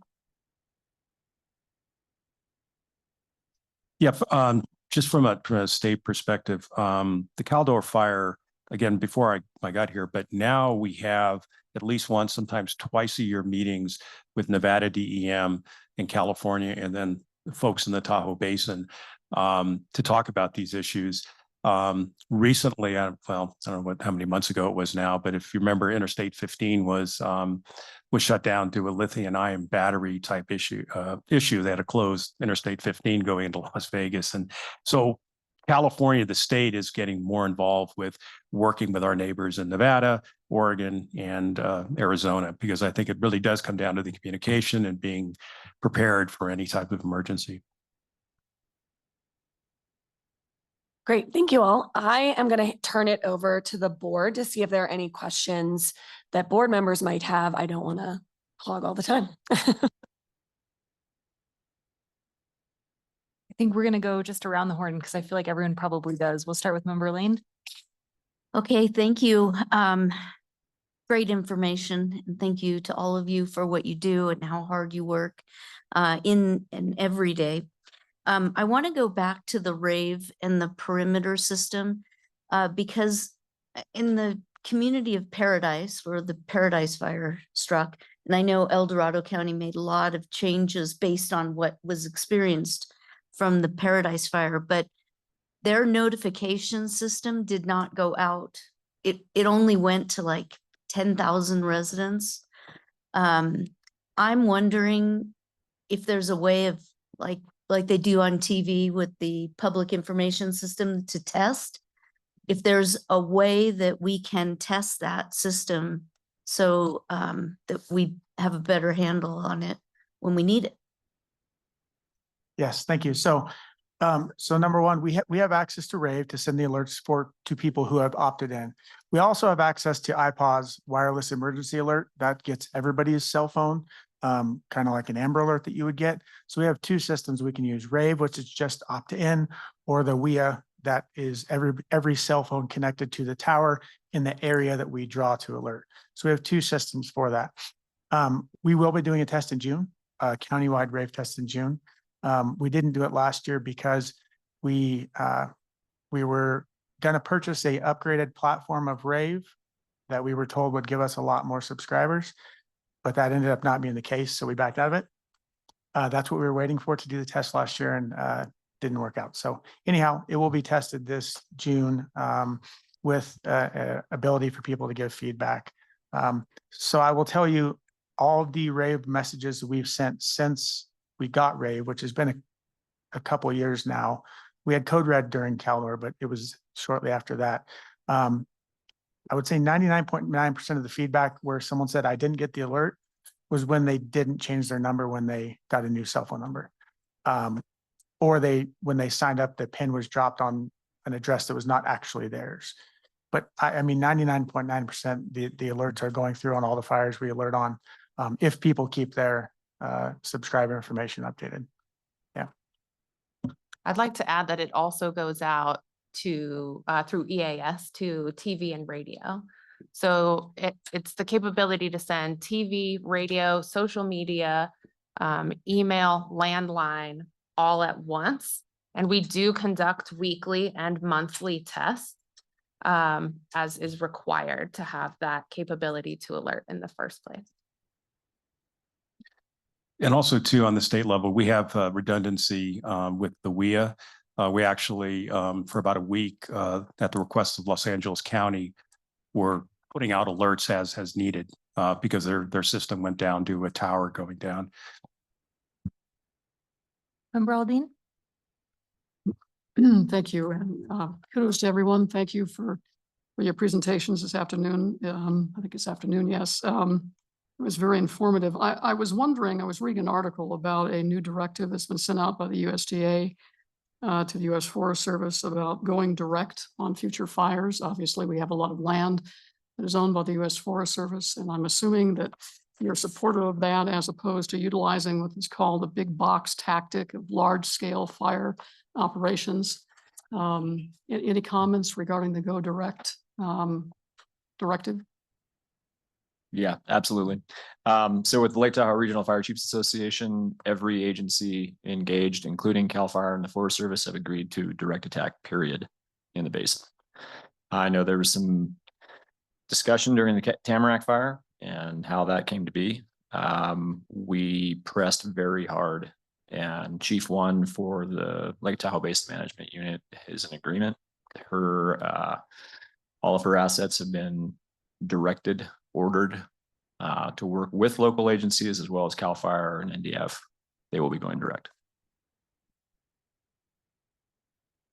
Thank you. And thank you all so much for being here and for what you do. I'm a resident of Douglas County. Special thank you to Douglas County Law Enforcement for the Caldor evacuation. My question actually has to do with my experience in that fire. I had a 2-month-old and a kindergartner about to start school.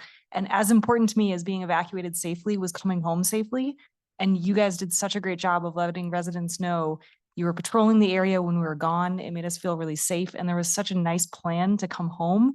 And so any comments, because I think that's such that side of the evacuation, we all want to come home. We want to do it safely without crowding the streets. I'm sure Los Angeles, the traffic there probably saw this.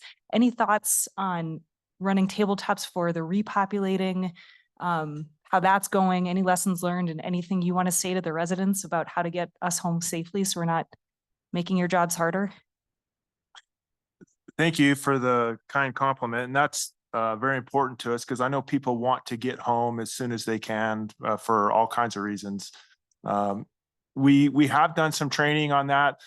There's a lot of push for reunification and that not just on fires, but all kind of critical incidents and that kind of thing. And a lot of that, the lessons learned, at least for us, came out of the Route 1 shooting down in Las Vegas, you know, where you have visitors, right? And then now you have an event and you're trying to get them paired up with loved ones that may not live in the area, which I think could definitely happen here at the lake, especially in the summertime. So that is a priority, and I think we're much better at it.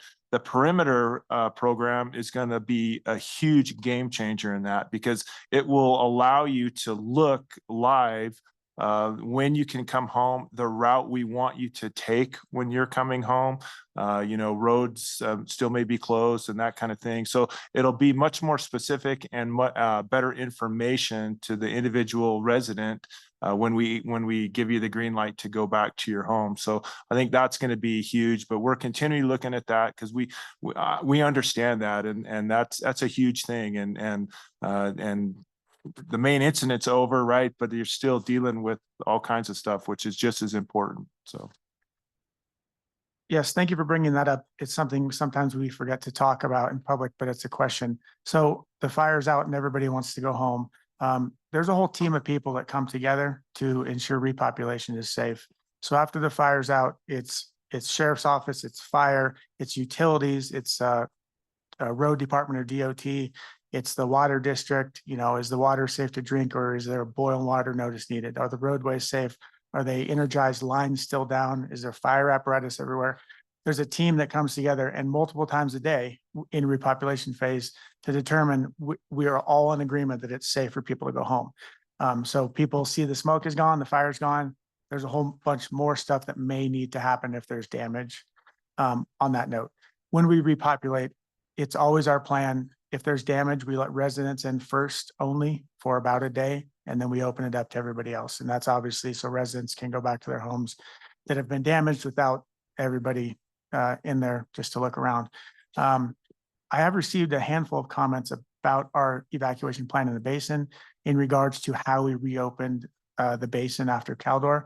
An evacuation the size of Caldor to check IDs, I guess, at every entrance back into the basin from, Nevada, Placer, Alpine, and westbound 50, that just wouldn't have been feasible to do. It would have caused more traffic and backup, and people would be even more upset with us. They were in traffic on the way out, they're going to be in traffic on the way back in.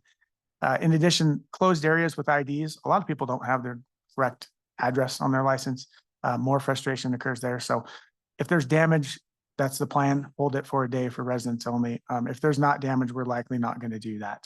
And basin wide like Caldor, that wouldn't even have, it would be close to impossible to do that efficiently.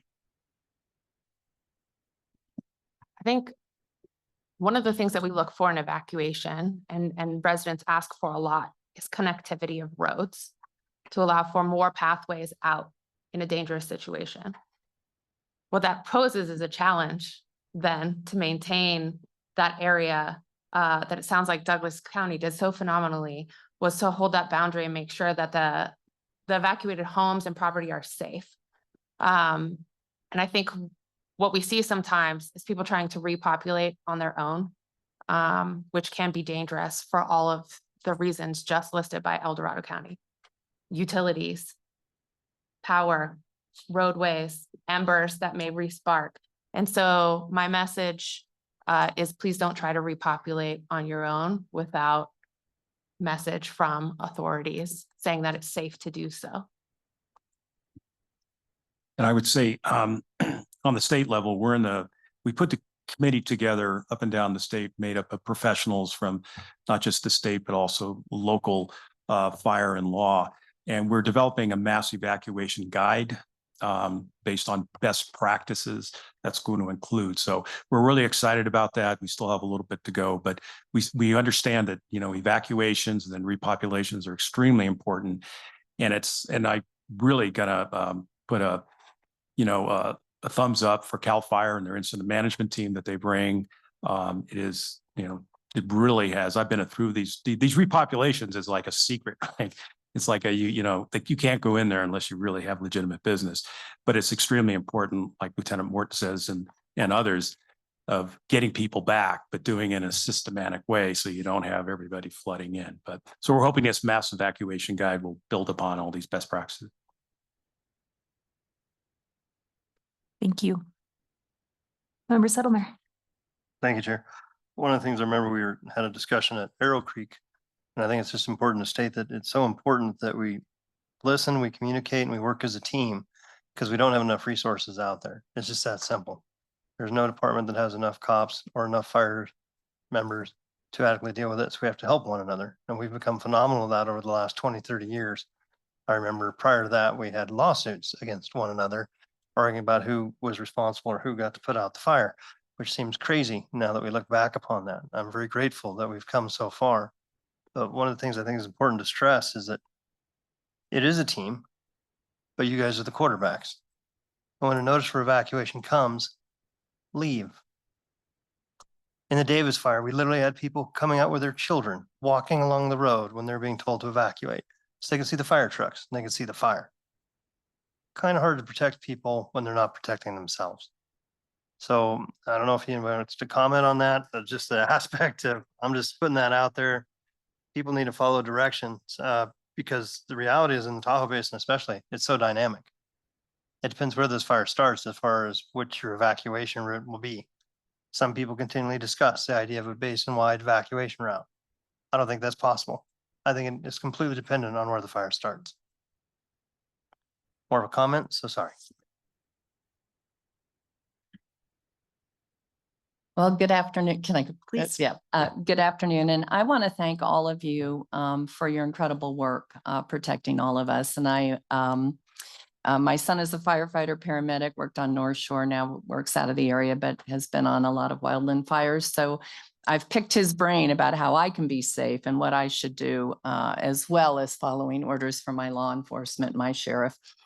And fortunately or unfortunately, in my years of service here on the board, I've participated and been witness to the mosquito fire, the river fire, and was on scene as the fire came in, Caldor fire, with our CAL FIRE unit chief, to see what was going on and to be better prepared and knowledgeable on the resources needed at a county level to assist all of you. So I want to thank you again for your efforts and all the work you do.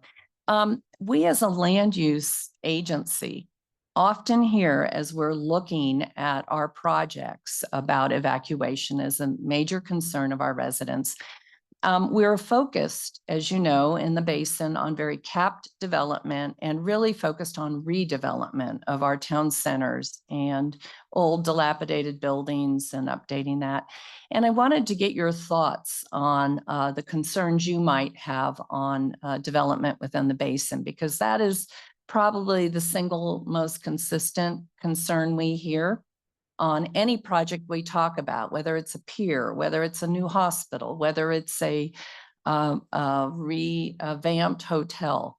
And so I wanted to see what your concerns were on as it relates to the Tahoe Basin planning for town center redevelopment.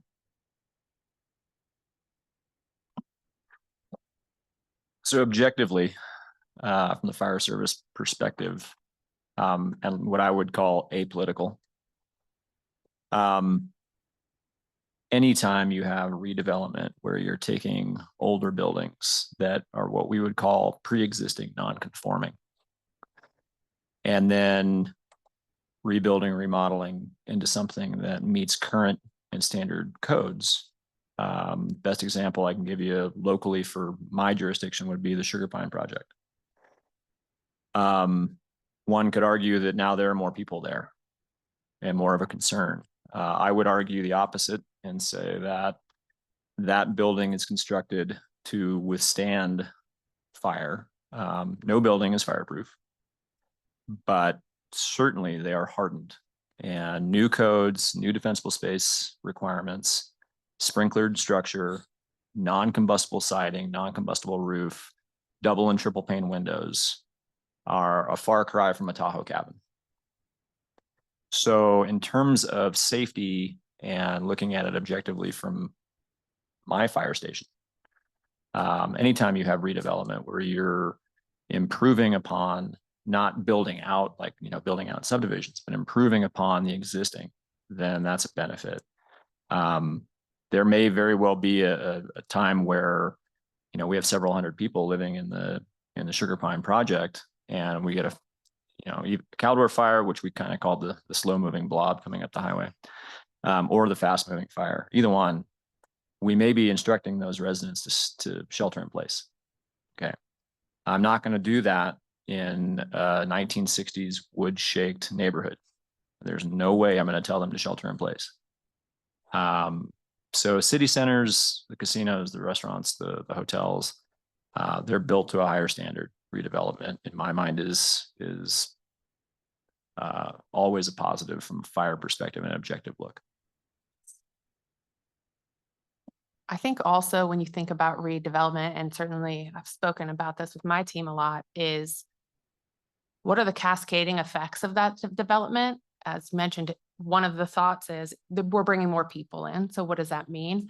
And I think if you're also looking at supporting that development with infrastructure or ensuring that it's supported, and that might, a lot, what I hear a lot in Incline Village is roads infrastructure, but I also challenge you to think about communications infrastructure as well. So ensuring self-service or landline capabilities. I think hearing that those things are taken into consideration as part of the strategy for development is really important. So sharing that message, because we're not going off, half-cocked and just developing things left and right because we can, but there is a lot of strategy I know that goes into it. So just making sure that we share that. Thank you. And one quick second question. The cameras that we have situated around the basin, I know the ones outside the basin have caught spot fires very quickly that CAL FIRE has been able to get on. I assume that you are all supportive of those and expansion of those as well. I'm seeing nods. Yeah, absolutely. Those cameras are on 24/7 in our dispatch center, and I'm certain that that's the case in ECC down in Camino, on the Placer side, Douglas County, all the above are using those. I know NV Energy is also using AI to detect spot fires and identify those more quickly as well. Washoe County has also built a dashboard of regional agencies, as we call it. It lives on our website at readywashoe.com. But that tab for the cameras is one of those, as well as perimeter and rave and wind, I think. Member Hill. Thank you so much. And I appreciate everyone's time, and this has been a great panel, and we're lucky to have you all in public service because I don't even know how you do your jobs. It seems very stressful for me, but money is no option. What is the one tool or technology or infrastructure? I mean, obviously we all want more people, and perhaps that would be your answer, but the thing that you wish your jurisdiction had the resources for, the one thing that would be interesting for me to hear. So that's easy for Douglas County. Our existing radio system sucks. So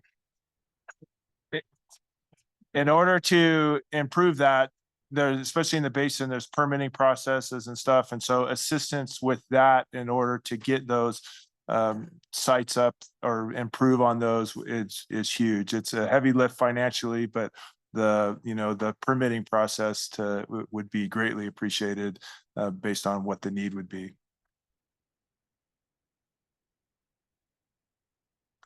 I would echo that, and I might take it a step further. Every county has their own PSAP, public safety answering point. And so we've got 5, 6 counties that all border this. We've got 2 states, a city. So there's a lot of what's mine is mine. I want to hang on to it. And communications is definitely one of those things. So like for an example, the city is in the middle of redeveloping our entire comm system and dispatch repeaters and all the rest. If I had the magic wand or the blank check, there would be a regional single point ordering dispatch center that managed all of those counties in the basin. That's almost an impossible lift. But because we rely on each other and because we're constantly dealing with mutual and auto aid, I can't fill out a first alarm with my city. The first alarm is not coming from my resources. They're coming from my resources, Lake Valley and or Tahoe Douglas. I go to a second alarm, I'm probably into 3 or 4 agencies.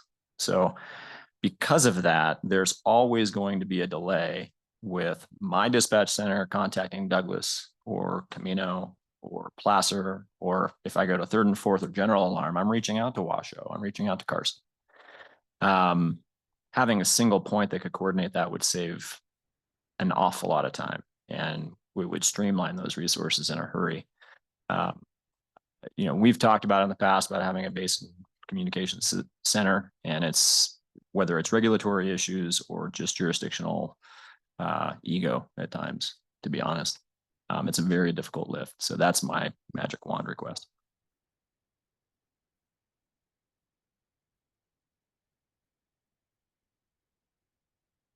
Secretary Aguilar. Just thank you. I appreciate what you do. Member Loomer.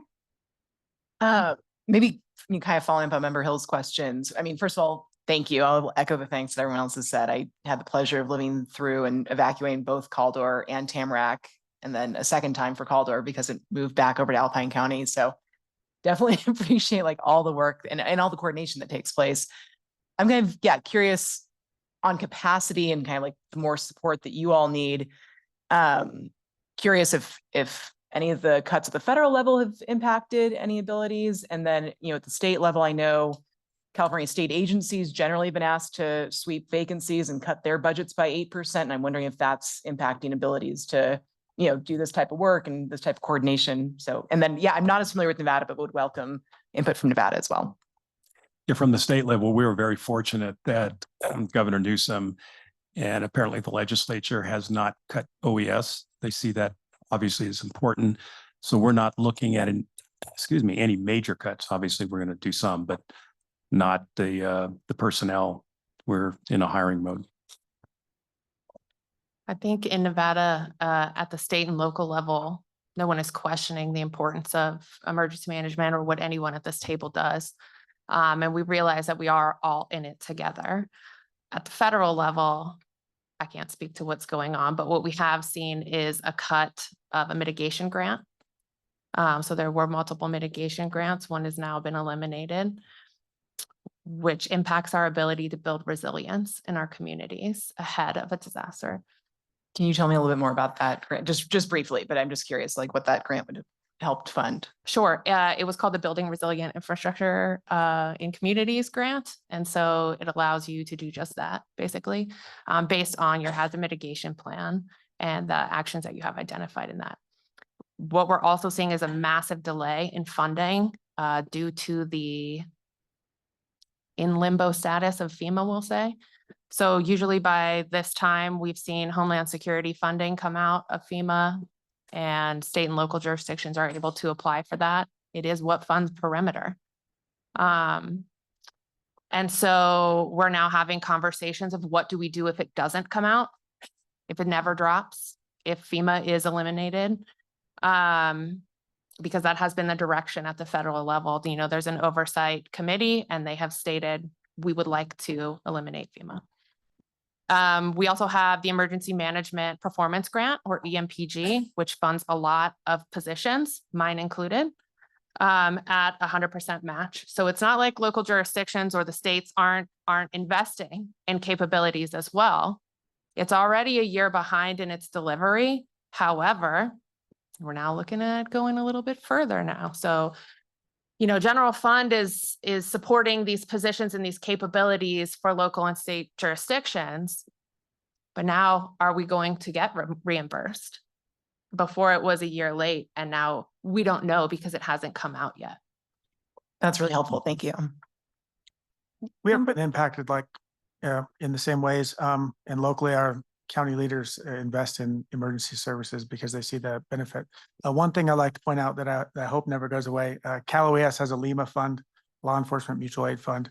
So what law enforcement agencies do is they will send cops to help us for mutual aid when we need it. Then they go to Cal OES and get reimbursed for that. And that is because a lot of agencies can't afford to send 20 cops on overtime during Caldor a month and just eat that cost until there's reimbursement. So what that LEMA fund did was kind of encourage agencies that don't have a large budget to go ahead and help their partner agencies with the ability to go right to Cal OES and get that reimbursement. So that is still in place, and that's amazing. That is probably a very important fund that we hope always stays around. We haven't heard otherwise, but wanted to point that out. Thank you. Again, thank you for that. And the governor has championed it. I will say that we're very proud of the fact that we can usually turn the reimbursement over, reimburse what we call the providing agencies within 6 months or less, instead of the 2 years plus years it may take. Member Rice. I've been sitting here trying to figure out what I was going to say, but what I will say is that I was amazed how we went from chaos to order in such a short period of time. When they cut everybody loose, saying everybody get out, that was a bit of a problem. You can't get there from here, but with the coordination and the attempts at calming the citizens, I was amazed at how quickly things went from the chaos to order. And I've been very, very proud of our sheriff's department. Luckily for me, I was a member of the organization for a short while. And I truly wish that Tahoe Douglas Fire was here, because I am really intrigued by the thought of getting a fire dropping helicopter in the basin. And that's been one of his goals for, I guess, as long as he's been fire chief. And I do hope that somehow or another that happens, because spot fires are hard to get to, especially when everything's uphill. There is nothing downhill here except for a lake, but that's another water dropping situation. Anyway, thank you all for what you do. It was amazing how well after the initial FUPA, how's that for a good word? Everything came together, and yeah, I think that it's the coordination and the cooperation with all of the agencies around this lake that made it happen. And thank you all. Yeah, just echoing thanks, and especially for your coordination today and hearing how closely you all work together. It's really nice to hear. And along those lines, I actually think you probably have some lessons learned that would be helpful in moving faster in the permitting process. So you're talking about the challenges with permitting the radio system. You all coordinate really rapidly when there's an emergency. And I think if that could be applied to needing the radio system upgraded as a preparedness measure, it might help with that cutting green tape discussion and moving permitting processes faster. So even just, writing down a few bullets on who needs to be in the room for that decision-making capacity, I think would be super helpful and could really, serve as a model for moving faster on these types of permits. That's the comment. The question I have kind of builds on what Member Gustafson was talking about. So TRPA, as you heard, we get a lot of interest in how our activity increases risk in the basin. And I'm wondering, from your perspective, what role can this body be playing in the preparedness discussion and in the reactiveness discussion when a fire is underway, right? You all are doing the daily work in that reactiveness time, but in the proactiveness time, what can we be doing to be supportive of your work in these communities? I think you're doing it. I saw a huge change, and I know Chief Drennan can speak to this after the Angora fire. So allowing individual homeowners to make their property safer, right, by just managing it and stuff. I think that's a huge difference. And having grown up in Douglas County and coming up here as a boy to recreate stuff, and then seeing it working here at the sheriff's office, there's a huge difference in just driving up Kingsbury or down 50 with the work that's being done along the highway that you can just see from the road, as far as making it fireproof or more fire resistance. So I think that's going on, and I would just continue that, and whatever you can do to ensure that it happens or to help it to continue is huge, because that's if there's the less fuel, the less fire. I mean, it's not rocket science. So and I'm not even a fireman, and I know that. Right?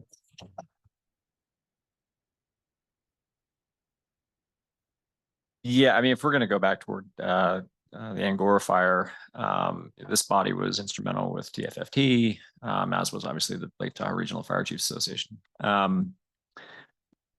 As a body, our organization, the association, we have focused on fuels management and specifically working toward the evacuation routes, making them safe.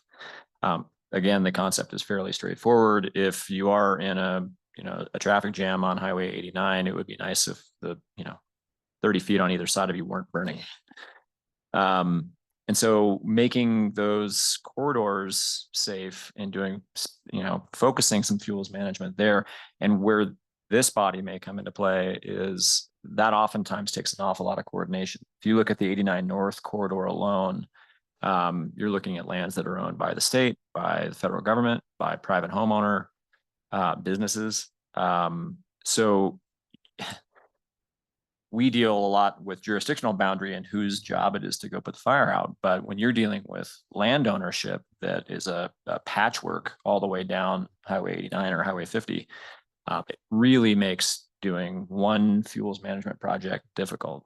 And so, that takes coordination with federal, state agencies, TRPA, LaHunt, you sort of spill out all of the different regulatory agencies.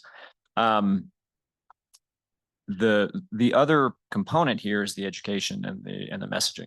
And so anything you can do when law enforcement's putting out information to replicate that through social media, when fire's putting that stuff out, same. That's always helpful. And I think, having more involvement in terms of at least like, I think Kat brought it up earlier where, this body doesn't dictate or determine evacuations or fire projects, but you are very good at convening and bringing people together. And so that's where I think there's some real value here, whereby the public can see that there's real collaboration and cooperation taking place. Otherwise, letting me grow up my deck and knock some trees down would be great. But no, I'm kidding. Thank you. I'm gonna go ahead. I'll just echo the same thing, that transportation systems are safe and efficient throughout the county. When we look at evac routes, we're not going to send people down a road with a fire near that there's vegetation growing over the top. It's just going to send them into a bad place. So we already only have a few routes out up here. Probably should make sure the ones we do have are good to go. Thank you. I was going to go online next, and I'm just going to call you in the order you're on my screen. Member Honigman. Oops. No, I just wanted to thank everyone for all their hard work and great plans for keeping the basin and everyone safe. So thank you so much for all you guys do. Member Fastinas. Just want to recognize that interagency cooperation, I think, is the key here, and the fact that we have this as one of our strategic objectives for this upcoming year, I think is the right place to be. And I'm just really encouraged by all your willingness to cooperate and be able to manage these issues cooperatively. It's just having been a long-term state bureaucrat, I know how difficult that is. And I really just want to commend everyone for coming to the table with that kind of an open mind. So thank you. And Member Bass, I don't know if he's still with us. He was earlier online. Cody? See him. Okay, He's was no there longer online, Madam Chair. Thank you. I think that's all of our governing board members online. So with that, since this was informational only, I just want to say, Dr. McIntyre, you weren't kidding. You brought us a deep bench, yourself included. This was incredible. Thank you all. You're so busy. Thank you for the time today. This is much appreciated. Thank you.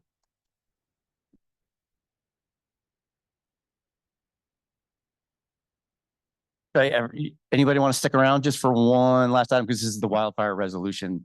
We were hoping to have everybody stay just for another minute. Is that okay? Sorry about that. Okay. We'll go fast. Go ahead. Okay. So hi. Let me just introduce this item. I am Jeff Cowan. I'm the Public Information Officer with the Tahoe Regional Planning Agency, and I'm currently co-chair of the Tahoe Fire and Fuels Public Information Team, which is probably the best acronym in the basin, Fire Pit. And I'm co-chair along with Battalion Chief Martin Goldberg from Lake Valley Fire Protection District. We're bringing an item to the governing board this month, in the month of May, being Wildfire Preparedness Month, to help bring more of the messaging and the importance of educating the public forward. So for your consideration of adoption today, I present this resolution in support of Lake Tahoe Wildfire Preparedness Month, May 2025, and I know I'm the last item before lunch, but this is detailed on purpose. So please bear with us. Whereas wildfire poses an increasing threat to the Lake Tahoe Basin, significantly impacting its environmental integrity, economic vitality, and community well-being. And whereas the Tahoe Regional Planning Agency is a founding member and active partner of the Tahoe Fire and Fuels Team, also known as TFFT, which includes all local fire protection districts, state agencies, such as the California Tahoe Conservancy, the Nevada Division of Forestry, the USDA Forest Service, and local governments throughout the Lake Tahoe region.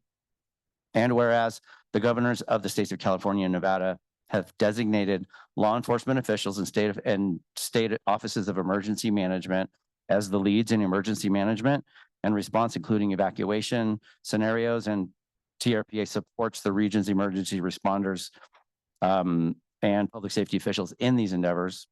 And whereas since the 2007 Angora fire, TFFT partners have collaboratively treated over 78,000 acres of forest for hazardous fuels reduction and more than 99,000 acres in total, thereby reducing wildfire risk and improving forest health. And whereas since the 2007 Angora fire, TFFT partners have and whereas years of strategic coordinated efforts by property owners and TFFT partners, including creation of defensible space, home hardening, evacuation preparedness, infrastructure protection, landscape level forest treatment, and strategically placed fuel breaks, combined with the bravery and swift action of firefighters and emergency responders, helped save Lake Tahoe from the 2021 Caldor fire and stopped the 2024 Davis fire from becoming catastrophic. And whereas all residents, both full and part-time, must get defensive by actively managing vegetation, maintaining defensible space, and implementing home hardening practices to reduce the risk of ignition for members. And whereas becoming a fire adapted community requires the collective effort of neighborhoods to prepare homes, plan for evacuation, and increase overall community resilience. And whereas TRPA actively supports improved coordination among fire emergency management and transportation agencies to enhance evacuation planning, and residents play a critical role by preparing emergency go bags and family evacuation plans in advance. And whereas fuels reduction projects not only protect life and property, but also contribute significant environmental benefits by improving forest health, improving wildlife habitat, and safeguarding Lake Tahoe's drinking water sources. And whereas wildfire prevention is a shared responsibility and residents, visitors alike must do their part by adhering to fire restrictions and practicing safe, responsible behavior outdoors to prevent human-caused wildfires.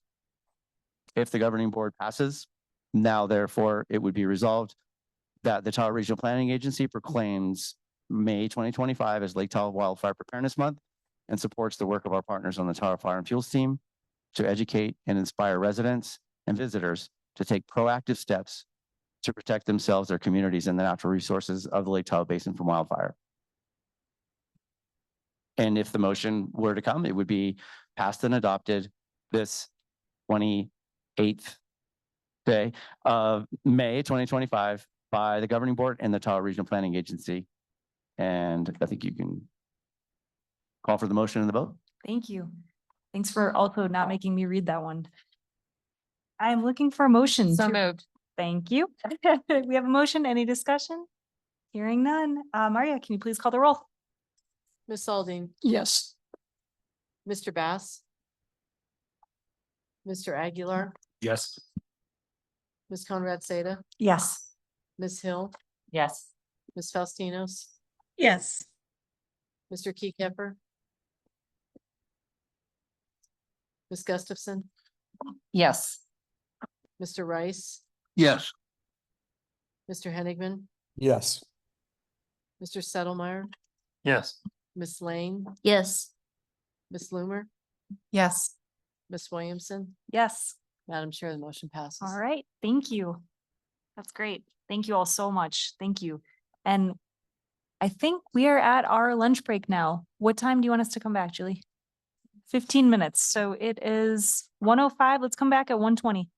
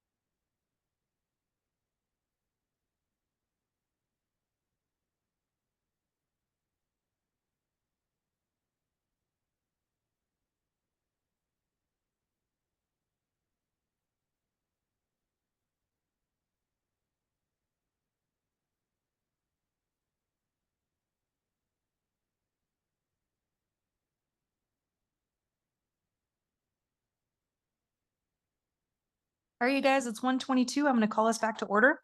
We are now on agenda item 9, which is our appeal. This is the Kent Bryan Appeal of Denial of Application for Non-Littoral Existing Mooring Buoy, 4100 Doe Avenue, Placer County, California, APN 085-161-014, TRPA file number buoy 2024-0912, and mooring registration submission numbers 1162, 11718, appeal file 2025-0003.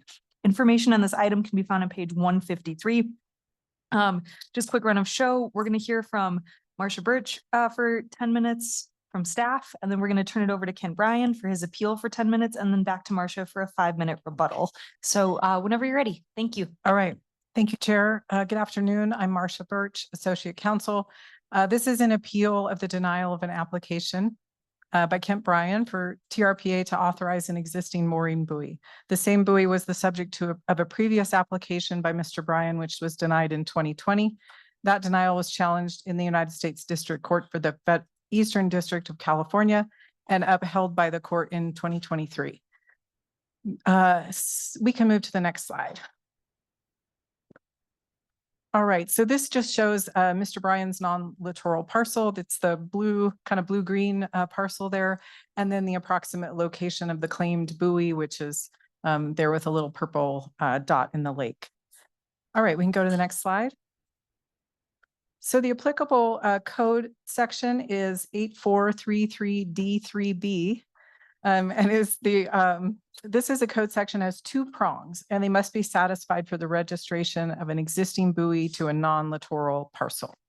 The court upheld TRPA's interpretation of this code section in that Eastern District case that I mentioned, and found that TRPA's interpretation requiring a showing that the buoy was present before 1972, and the second prong being requiring a non-littoral property owner to show that they are in fact entitled to a mooring that was present before 1972, and that they received permission to anchor from an applicable state or federal agency with jurisdiction in Lake Tahoe.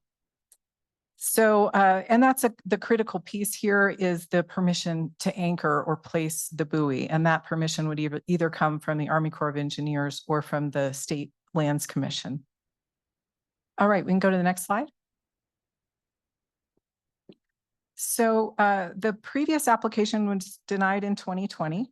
The governing board decision to uphold that denial was taken to the Eastern District Court, and they entered their judgment in 2023.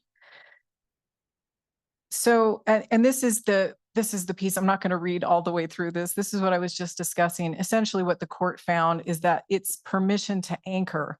And that's something that TRPA has always interpreted that particular code section to require proof of permission to anchor, because what that does is it provides a link between the non-littoral parcel and the buoy. So there are a lot of unregistered buoys in the lake. And so that's the linkage between that non-littoral parcel and the claimed buoy. And also in that judgment, and I think this is another important piece from the judgment, is that the court found that Mr. Bryan did not have any recognizable interest in the existing buoy's location. So we can go to the next slide.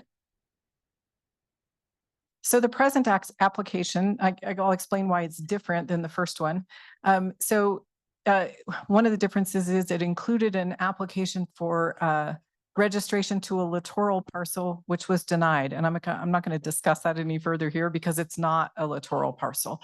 So what we did review was the application for the non-littoral parcel.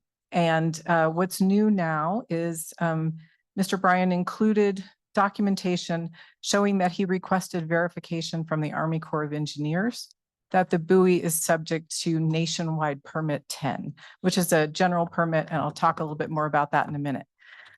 It also includes documentation that Lahontan acknowledged that any structures that are covered by Nationwide Permit 10 are also covered by their general water quality order. So we can go to the next slide. So the appellant has 3 contentions. One is that the buoy has existed since 1968. We do agree that a buoy in that location has existed since 1968, although it could be claimed by others as well. There are a lot of buoys present in that area. We don't agree with Mr. Bryan's other two contentions. One is that the Army Corps verification of applicability of nationwide permit 10 represents authorization to place the buoy and a linkage between the Doe Avenue lot and the buoy. Also, the appellant contends that he has been subjected to unequal treatment as a class of 1. All right, next slide. So I won't read this entire code section. This is part of the Rivers and Harbors Act. And this is the code section that authorizes the nationwide permit activity. This particular section covers structures that were in place, structures or work completed before December 18th, 1968. Provided there is no interference with navigation. Next slide. So an important note on nationwide permits. This is confusing because a permit sounds like something that's authorizing a specific activity. So they are not authorization for a specific structure. It is a way that the Army Corps used to impose blanket conditions regarding water quality and other environmental values on all existing structures. So when the nationwide permit was adopted, it covered all existing buoys in Lake Tahoe. We can go to, oh no, this is the slide I want. As I mentioned, general permits are issued on a nationwide basis. They streamline the authorization of activities that would result in no more than minimal individual cumulative adverse effects. And again, they cover all structures that were in existence in 1968. All right, we can go to the next slide. So the Department of the Army does have a permitting process for placement of a buoy, and it is different than the process that is used to determine whether or not a structure is covered by a nationwide permit and its general conditions. The Department of the Army's process for placing a buoy, it is processed through the Sacramento District Office, and the buoys are placed either through an individual permit or an individual application process under a regional general permit. And the current regional general permit in Lake Tahoe is regional general permit 4, and that is specifically for the placement of buoys in Lake Tahoe. Next slide. So this is an example of a permit to place a buoy, and this one was issued in 1986, I believe, and it is not a general permit. So it's difficult to read, but what these permits included was the name of the applicant and their address. And in the lower left-hand corner, you can see that it says that the permittee is hereby authorized to place a buoy in Lake Tahoe. And you can go to the next slide. So these individual permits to place a buoy in Lake Tahoe include that individual authorization for the placement of the buoy, and then some information about where the buoy will be located in relation to the property owner's parcel. All right, we can go to the next slide.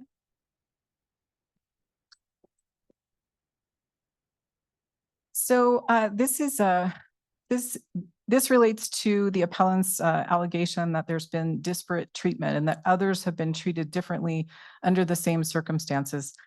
These circumstances are quite different than the appellant's circumstances, but I'm going to go ahead and go through them here. The assertion is that TRPA and the California State Lands Commission have identified and associated the buoys belonging to Marty and Ronnie Sherman and Trina Gold with their respective parcels. So these buoys were claimed by these individuals, and TRPA and the State Lands Commission, under an MOU that was entered into at the time the 2018 shoreline plan was adopted, they identified those that claimed the buoys because the buoys had address markers affixed to the buoy in the lake. They contacted those folks and told them that the buoys were not authorized. And essentially took enforcement action and said that the buoys needed to be removed from the lake. With respect to Ms. Gould, she didn't respond to the enforcement letters, so the buoy was removed from the lake. And the Shermans had a similar situation to Mr. Bryan. They had evidence that the buoys had existed prior to 1972, but they were unable to show that their non-littoral parcel or their predecessor in interest had received authorization from a state or federal agency to place the buoys. So they were unable to make that showing. They were unable to get a permit for the existing buoys. And under the MOU, TRPA and state lands removed those buoys from the lake.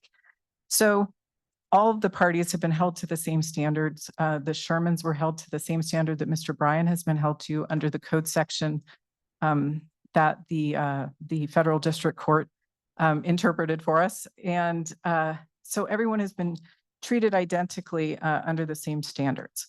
And I'm going to stop there. And I think the appellant has a presentation. Thank you. Good afternoon, everyone. Appreciate your time. That was impressive. I absolutely disagree with what she had to say, but she gave me a lot of good ammunition.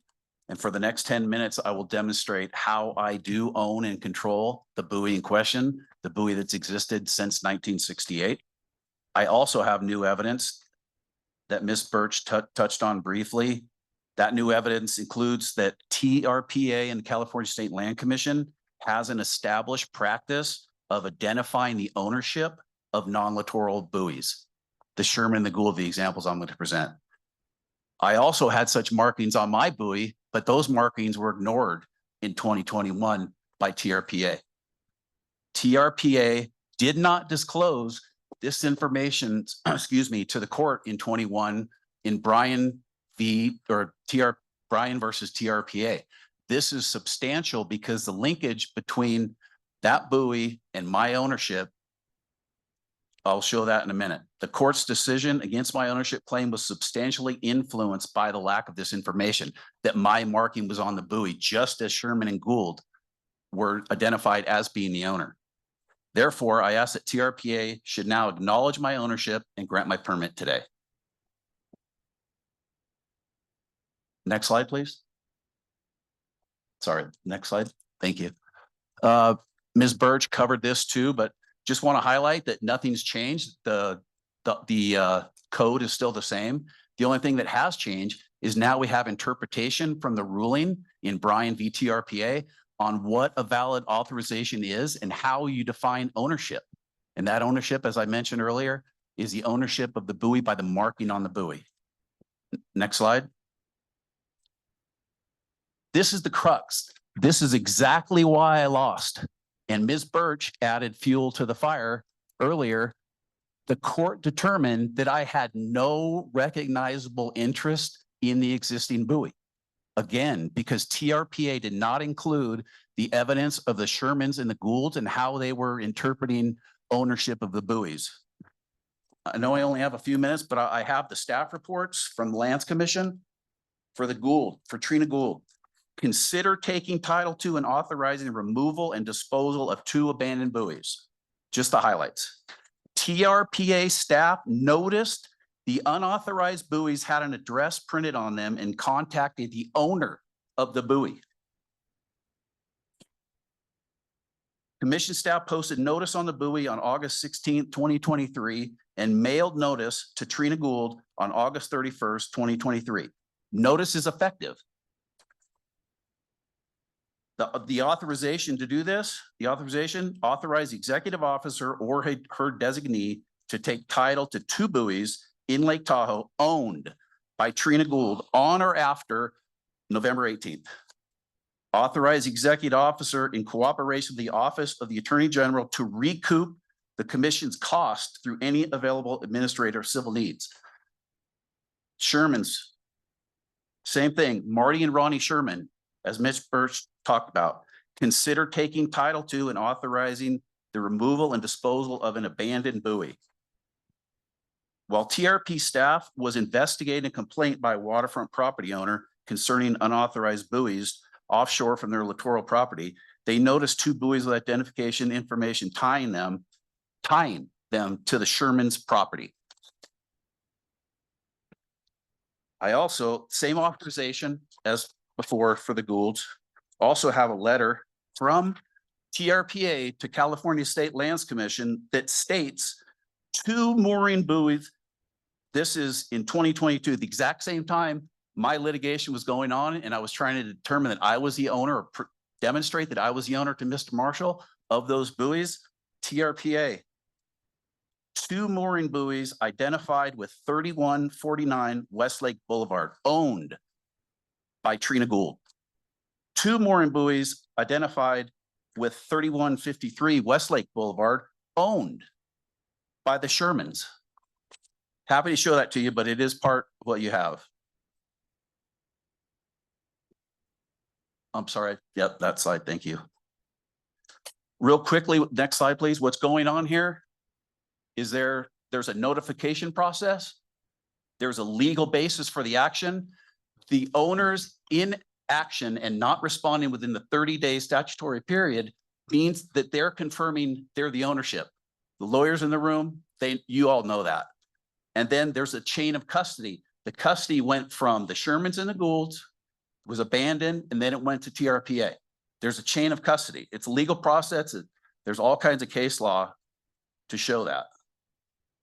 Also have the meeting minutes from the Lands Commission meeting on Thursday, October 19th, where the title was taken from the Shermans and the Goulds and transferred to the state.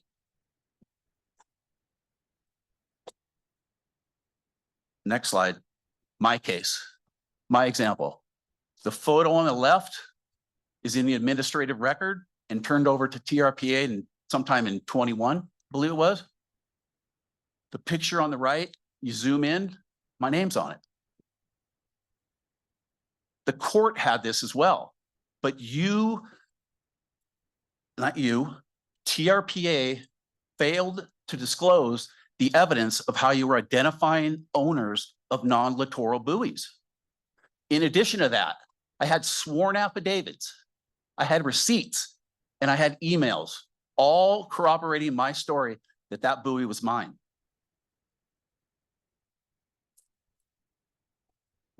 You might think that you could say you're use it for enforcement as opposed to permitting. That's not a legal standing. You cannot do that. This is my recognizable interest in the buoy. This, again, evidence was not turned over to the court. This is grounds for Mrs. Birch preclusion argument has no substance. I could have filed earlier, probably should have filed earlier, but I didn't because I wanted to meet with you all. Imagine this. Let's say I didn't come forward in 2009 to TRPA. I hope you can all hear me. Let's say I didn't come forward in 2009 to TRPA, and TRP was out patrolling, just like the Shermans and the Goulds. They identified the buoy, contacted Kent Bryan, who owns the buoy. They'd ask him for two things. Number one, a valid authorizations for 1972, which I have and is not in dispute. They'd ask me for a valid Army Corps permit, a nationwide permit 10. I'll show you in a minute, this Ms. Birch is incorrect on that. I have an Army Corps permit and I have proof of pre-existence before 1972. Next slide, please. Excuse me. Again, this is the evidence that Mr. Marshall presented in 21. I have embedded audio on there. Would you please click on the audio?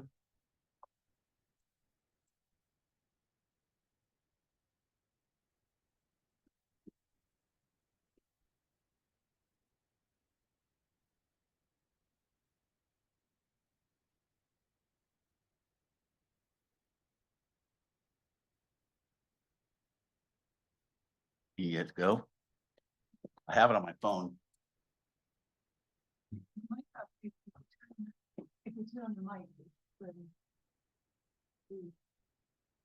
This is from, excuse me. Oh, you're good. Appreciate it.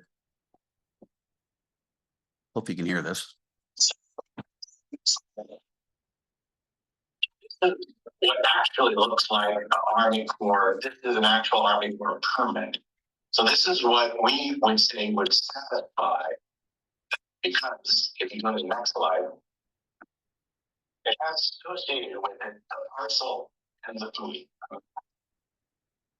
And where's the, this illustrates the difference between a littoral parcel and a non-littoral.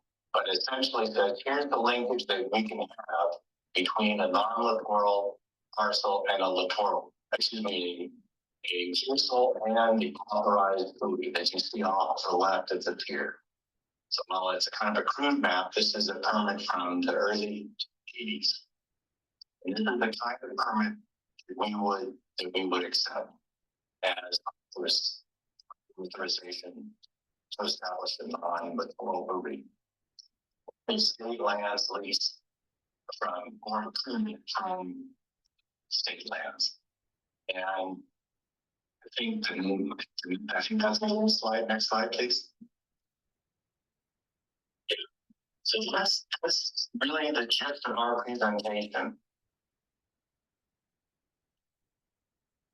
What Mr. Marshall is demonstrating there, that permit makes the link between my parcel and the buoy, just as Ms. Birch stated earlier. Mr. Ryan, we're at about 10 minutes. Do you want to wrap up your presentation? Thank you. Next slide, please. Ms. Burt, this is my current nationwide permit 10. Nationwide permit 4 is for a new buoy in Lake Tahoe. I have a which wasn't available at the time I received my nationwide permit 10. Nationwide permit 4 was not available. It was just approved. You can research that.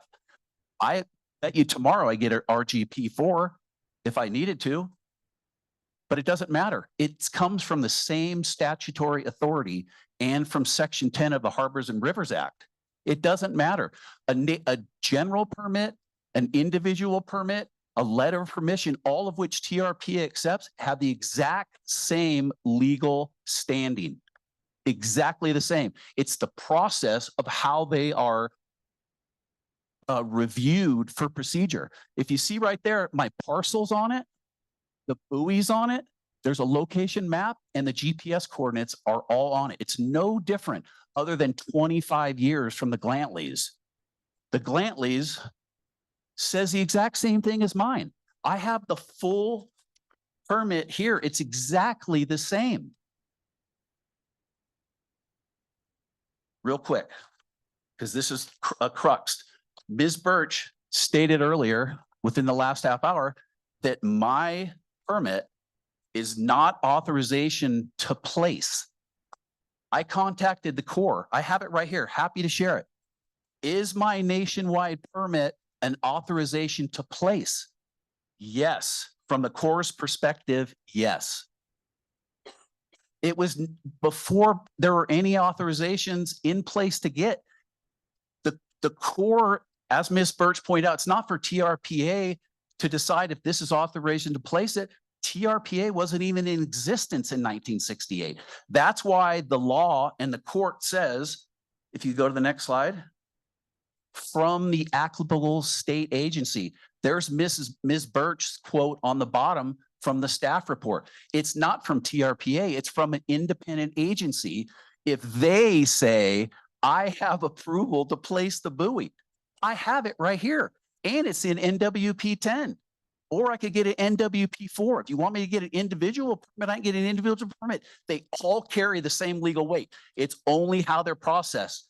You, as a body, a government body agency, process permits differently as well. There's different levels of scrutiny and review for the permit.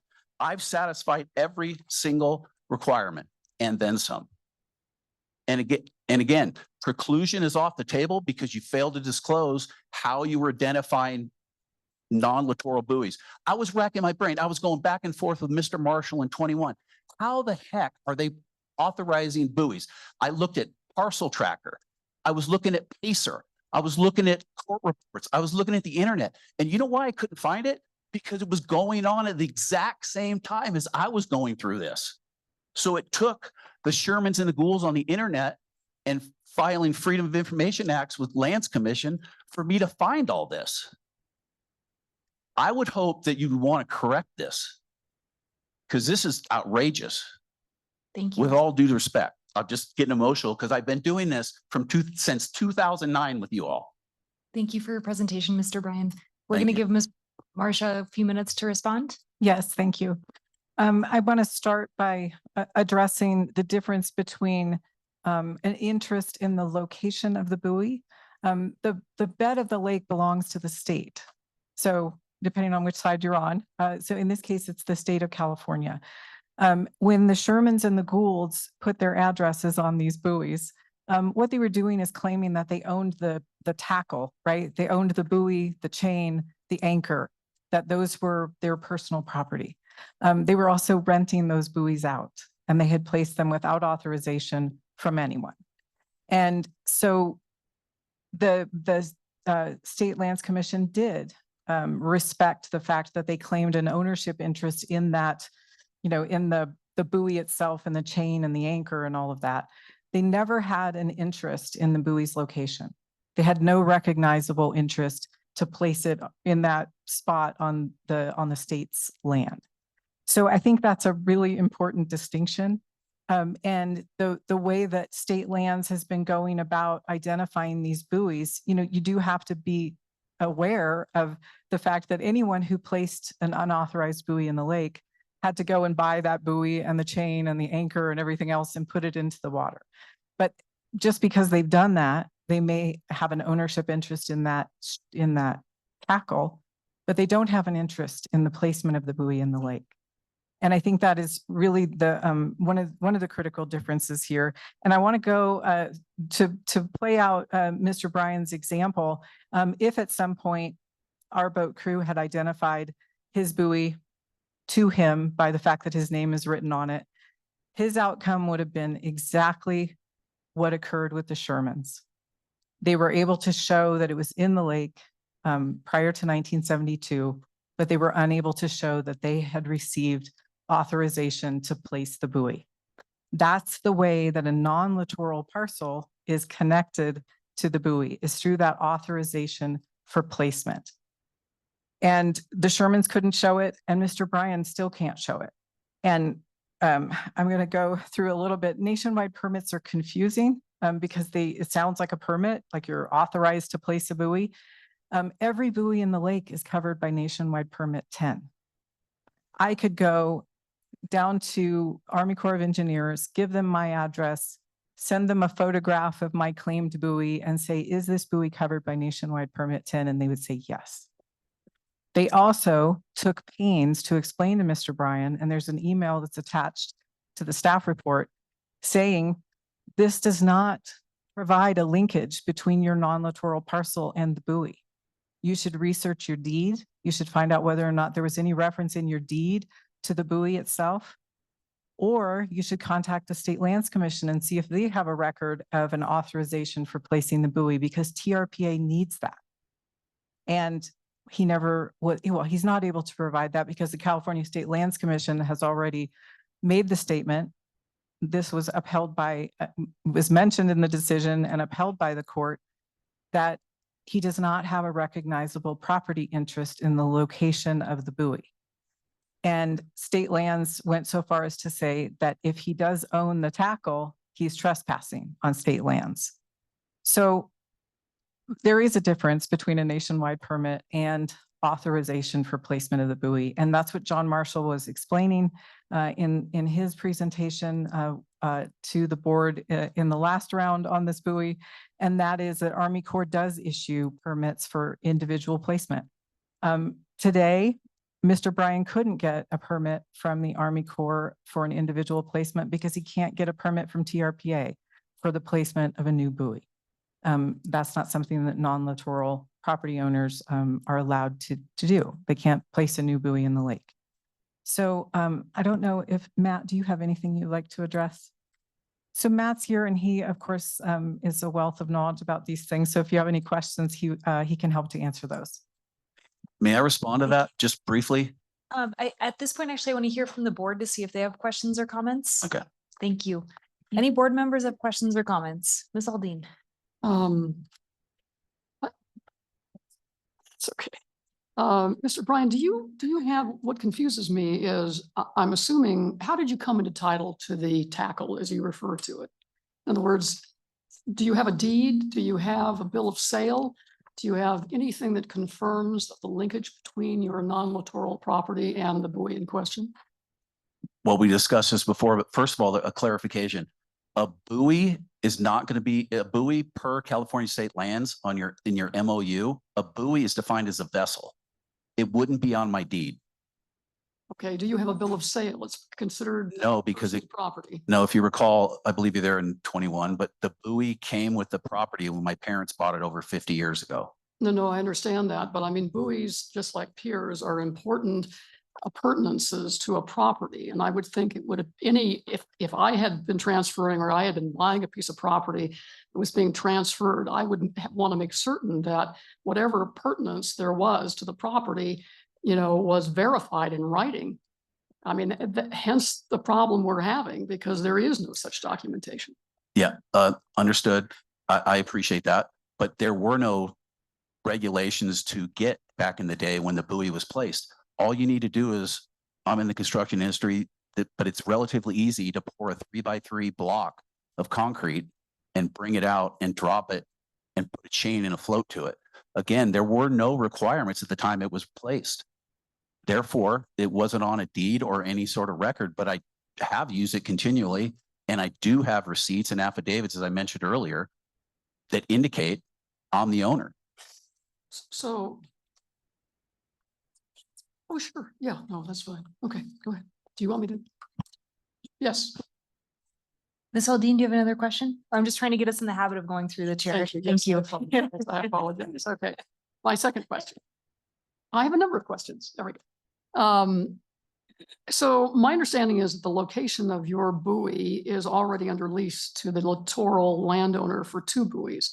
In other words, the person who owns the property that is landward of your buoy has 2 buoys of their own. And so you're kind of impinging on their right in some respects, because they are the littoral property owner. Do you have a letter, for example, from the owner of that property allowing you to basically encroach on their area, their permitted area? No, I do not. Okay. And I will note that on page 99, Appendix A of the Army Corps permit letter, that they specifically state that the universal, or that the permit that was issued does not, contain any sort of let me get the exact language. I don't want to misstate it. In 199.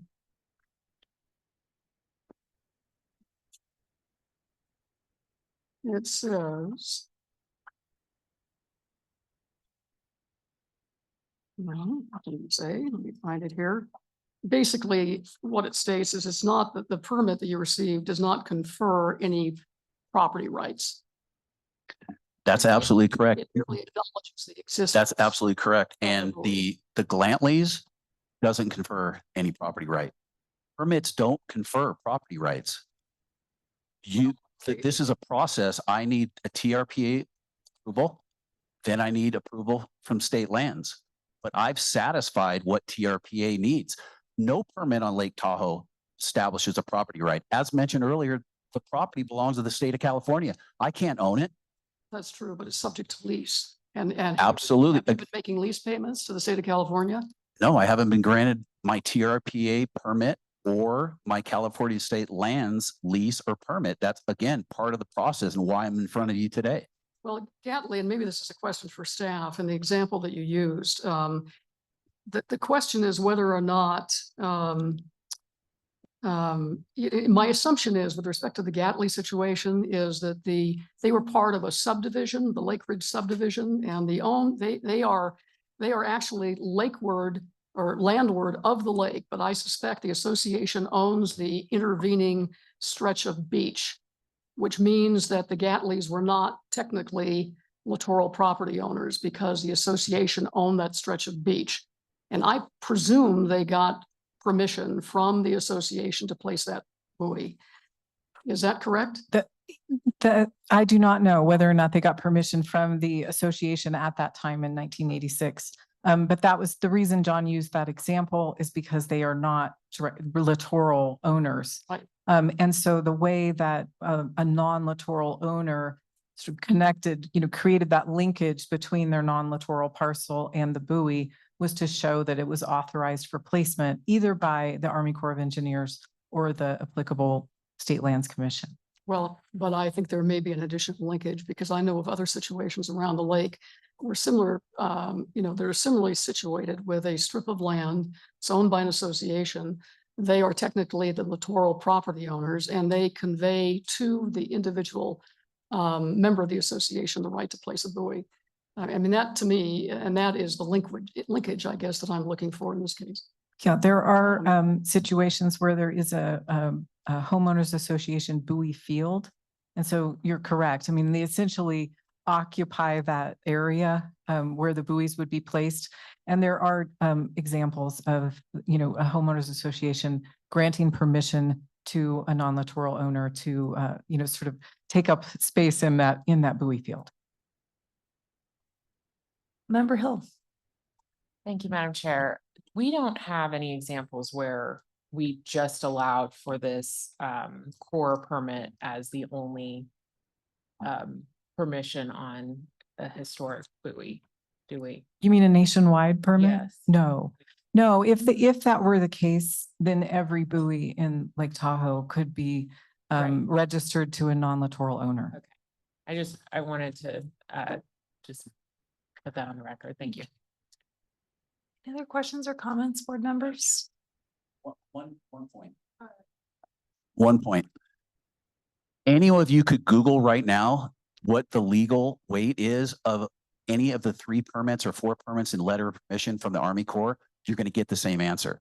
They all carry the same legal weight. It's just the process on how they determine the impact on the environment. That's exactly TRPA's role as well. I'm in a process since 2009 to validate my ownership of the buoy. Thank you, Mr. Bryan. Madam Chair, do you mind if I respond to that? So there's the additional fact that the TRPA code requires the authorization for placement. And I think that's what's critical here. From the Army Corps' perspective, are you complying with our water quality standards and our environmental regulations? From their perspective, these permits, they're probably satisfied with one or the other. From TRPA's standpoint, for authorizing, for giving a permit to a non-littoral owner for an existing buoy, that second prong is critical because it's how TRPA ties the non-littoral parcel to the buoy, the location where the buoy is. And that's the piece that was litigated. And that interpretation that TRPA has long used for that code section was upheld by the court. Any other questions or comments from my board members? I'm looking online. Ms. Aldine. So just to clarify, Marcia, so if there are 2 existing buoys that are in the same general area and those buoys belong to the littoral property owner that is landward of where the buoys are placed. Is that correct? I read that in some of the material, but there are 2 other buoys. I do believe that the littoral owner there has buoys in Okay, place. so if there was a similar situation where a buoy that was allegedly associated with a non-littoral property was occupying that space, that would make it difficult, if not impossible, for the rightful owner of the littoral property to apply for 2 additional buoys, correct? I believe so, but Matt, maybe you can.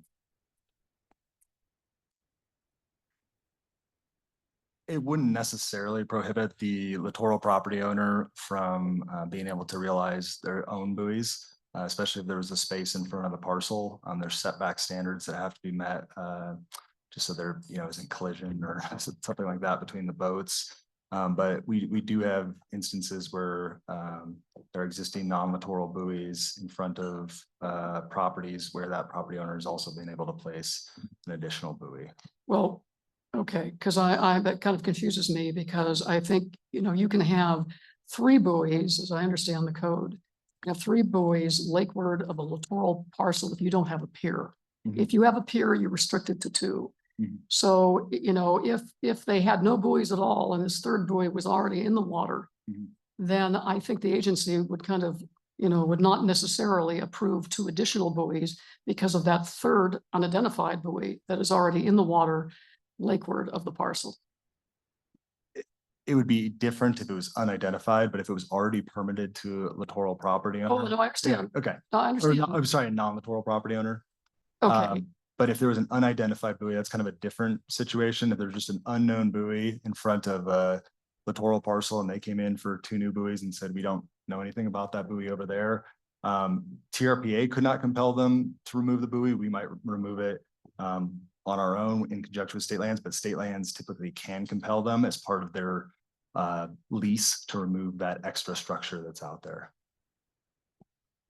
so theoretically, if Mr. Bryan were to go to the littoral property owner and request permission to maintain a buoy at that location, because it is a bit of a, there, he's kind of insinuating himself into the rights of others, in this particular case, the owner of that littoral property, because their ability to secure, permits for their lawful use of the lake in accordance with TRPA code would be impinged, right, by having a 3rd buoy there that was unauthorized. And again, to address that, these are accessory structures, the way the code is written today, and it's a little bit different from the last go around in 2008. There's a limit of the number of moorings per as accessory structures per parcel. Right. But in this case, if Mr. Bryan had an authorization, a valid authorization, there could exist his buoy and 2 other buoys. But not a pier. In front of the same strip of land. The pier would have nothing to do with it. Well, whether- that has always in the past been regarded as a mooring.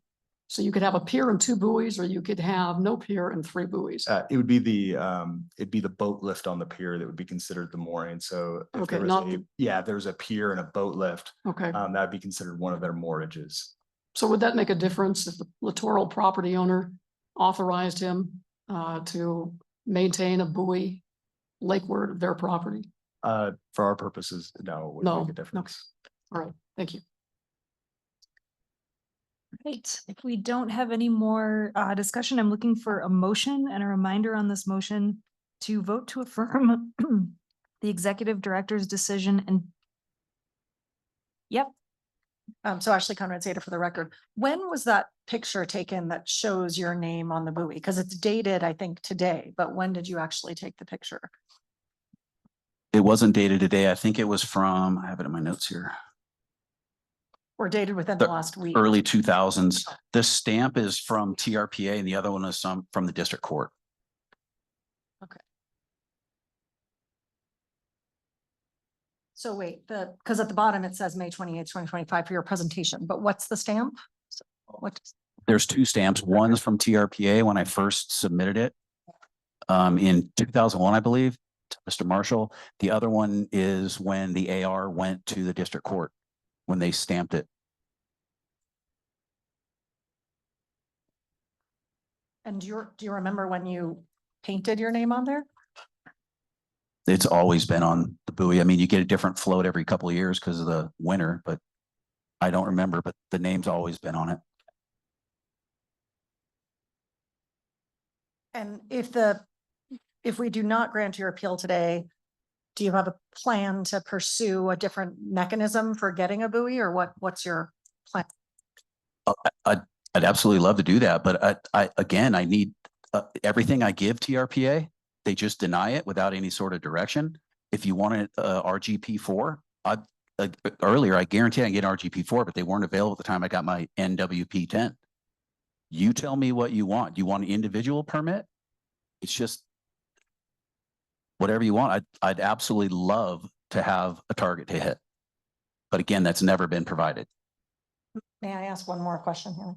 Yeah, and so what would Mr. Bryan's next actions be if the appeal is not granted? Is there a clear pathway for requesting a buoy based on where his address is located? Yeah, so I actually didn't announce this earlier. This is Matt Miller, Senior Environmental Specialist with TRPA. A little late on that. Yeah, and so yeah, there for a non-littoral parcel, there's no pathway to get a new buoy. You know, just like everyone else that lives in the basin that is not on lakefront, there is not a pathway forward for them to acquire a new buoy. That's absolutely incorrect. According to the court, there is a pathway, and it's on my slide number 10. Guys, we're not going to argue with each other, though. We can go through me. Thank you. Thanks, Haley. I guess my last question was just if the legal committee has heard this over the years, if there was any feedback or opinions from the legal committee over the years of hearing this discussion, but that's fine. I think Shelley's questions have been helpful for me. Madam Chair. Please. Just for future reference, theoretically, if Mr. Bryan could get a signed affidavit from somebody, you know, still alive, you know, attesting to the fact that that buoy is linked to his parcel and that he has consistently used that buoy since acquiring the property, would that be deemed by TRPA sufficient? No, it would not. And this does come up with some frequency. There are many, many buoys in the lake. I don't know how many, maybe Matt knows. It's a very high number that are not registered, that have been in the lake for a long time. And so we do receive applications from people who have photographs of, you know, back when the family would, you know, come to visit and that sort of thing. And sometimes they received verbal permission from another property owner. And there's really no way to trace these back, which is why TRPA adopted, there was some, you know, it was, I think, a hotly contested issue during the development of the 2018 shoreline plan. The question of what do? Do you grandfather every buoy that's in the lake? And the answer, through much deliberation, I wasn't here then, was no. And so this particular code section was adopted. And it is a fairly high bar. They need to show that it existed prior to 1972, and then show that they or their predecessor in interest received permission to place the buoy. And that creates that linkage between that non-littoral parcel and the buoy and the location of that buoy. So it does come up. And there certainly are stories, and you know, it's unfortunate. You know, sometimes, you know, there's a lot of photographs and what have you. But the standard that has been set by TRPA is what's in that code section that we talked about earlier. May I just add on to Ms. Birch's, Graham St. Michelle? I just wanted to add, and just for clarification for Ashley, this has gone through legal committee and the board before through an appeal. Again, just to be very clear, Mr. Bryan appealed that to the court, and the court agreed with that standard that Marcia just talked about in our code. So this has all been well tread, and I think we just need to remember that this code provision is really what we're going off of, and it's already been upheld by the court. One last question. This is Shelley Aldine for the record. Marcia, in your letter of January 10th, 2025, you indicate that the information submitted and received from the U.S. Army Corps of Engineers in Lahontan does not contain evidence demonstrating that you or a predecessor in interest received authorization. Now, we already established that the buoy was placed in 1968, before TRPA's existence and before any authorization was required. So if in fact this buoy, and obviously the Corps has confirmed that the buoy was placed in 1968, why would receiving authorization for a pre-TRPA placement of buoys, when neither the Army Corps of Engineers nor the State Lands Commission, in my memory, was actually requiring permits for buoys at that time? How can that be a requirement if it precedes formation of the TRPA and certainly precedes the 72 date, 1972. So there are two prongs to the code section. One is prior to 1972, and thereafter, non-littoral owners some did go and get authorization from the State Lands Commission or the Army Corps for the placement of the buoy when those requirements came into existence. Okay, so it's a matter of timeliness. This is not a timely, he didn't make timely application. Is that the correct? Yes, and I can't recall it off the top of my head, but in the implementation program for the shoreline plan, there was any authorization for placement essentially up to 2018 was potentially acceptable. I think that anything close to 2018 was unlikely. But there were definitely non-littoral owners who did get authorization for placement even after the buoy had been placed. Thank you. All right, so again, to go over the rules of this motion, if the board wants this motion to pass, an affirmative vote of 5 members from the state of California, 9 members overall is required. To vote to affirm the executive director's decision to deny the appeal, the board members would vote no. To negate the executive director's decision and grant the appeal, board members vote yes. So if we're looking, if the motion to grant the appeal, you would vote no if you'd like to uphold the executive director. It's one of these backwards ones. Graham, did I get that right? You did get that right. All right, thank you. Haley, can I just say one thing for the record before we vote? Yeah. Whenever you're ready. Is it about the motion? It's about a request for a discussion in the future, so we can do it after. Let's do it after. Thank you. Okay, so I would look for a motion to grant the appeal, which again, you would vote no on if you wanted to uphold the executive director. I'm looking for a motion to grant the appeal. So moved. Hold on, sorry, we'll get. Mr. Bryan, because I remember when we were going through Shoreline, the first iteration of Shoreline, there have been multiple iterations. Part of the problem was when these requirements went into effect via TRPA, the notification process was deficient, was deemed deficient. And so we delayed implementation until we were convinced that everybody who might be impacted either adversely or otherwise had received notification that TRPA permits were now required for buoys. And I remember this very distinctly because Co Swobe was a member of the board at that time, and he and I were, concerned about the effect it would have on people who had had the buoys many years before TRPA's existence, had rely on those buoys. I don't remember talking about non-littoral properties, but I do remember that littoral owners were concerned about losing their rights to the buoys that they had installed years before TRP came into existence. And so I guess, Mr. Bryan, when was your property transferred? In 67, I believe. To you? No. Probably 9 years ago. 9 years ago, so Yeah. it's relatively recent. Okay. Yes. All right, thank you. And I thought I heard someone say so moved. I'm going to ask you to do that again if that was the case. I'm looking for a motion to, what am I looking for a motion for? I'm looking for. Madam Chair, can I just, the appeal. point of order? It depends what Well, point of order. I don't know why we keep talking about authorization to place. I have that with me today from the Corps. It's not a TRPA requirement. I have written authorization to place the buoy. I don't know why we keep saying I need authorization to place it if I already have it. I have it right here with me today. I sent it to Matt.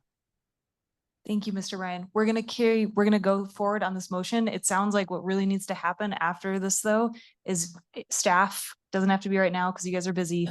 Sounds like staff and Mr. Ryan need to meet again.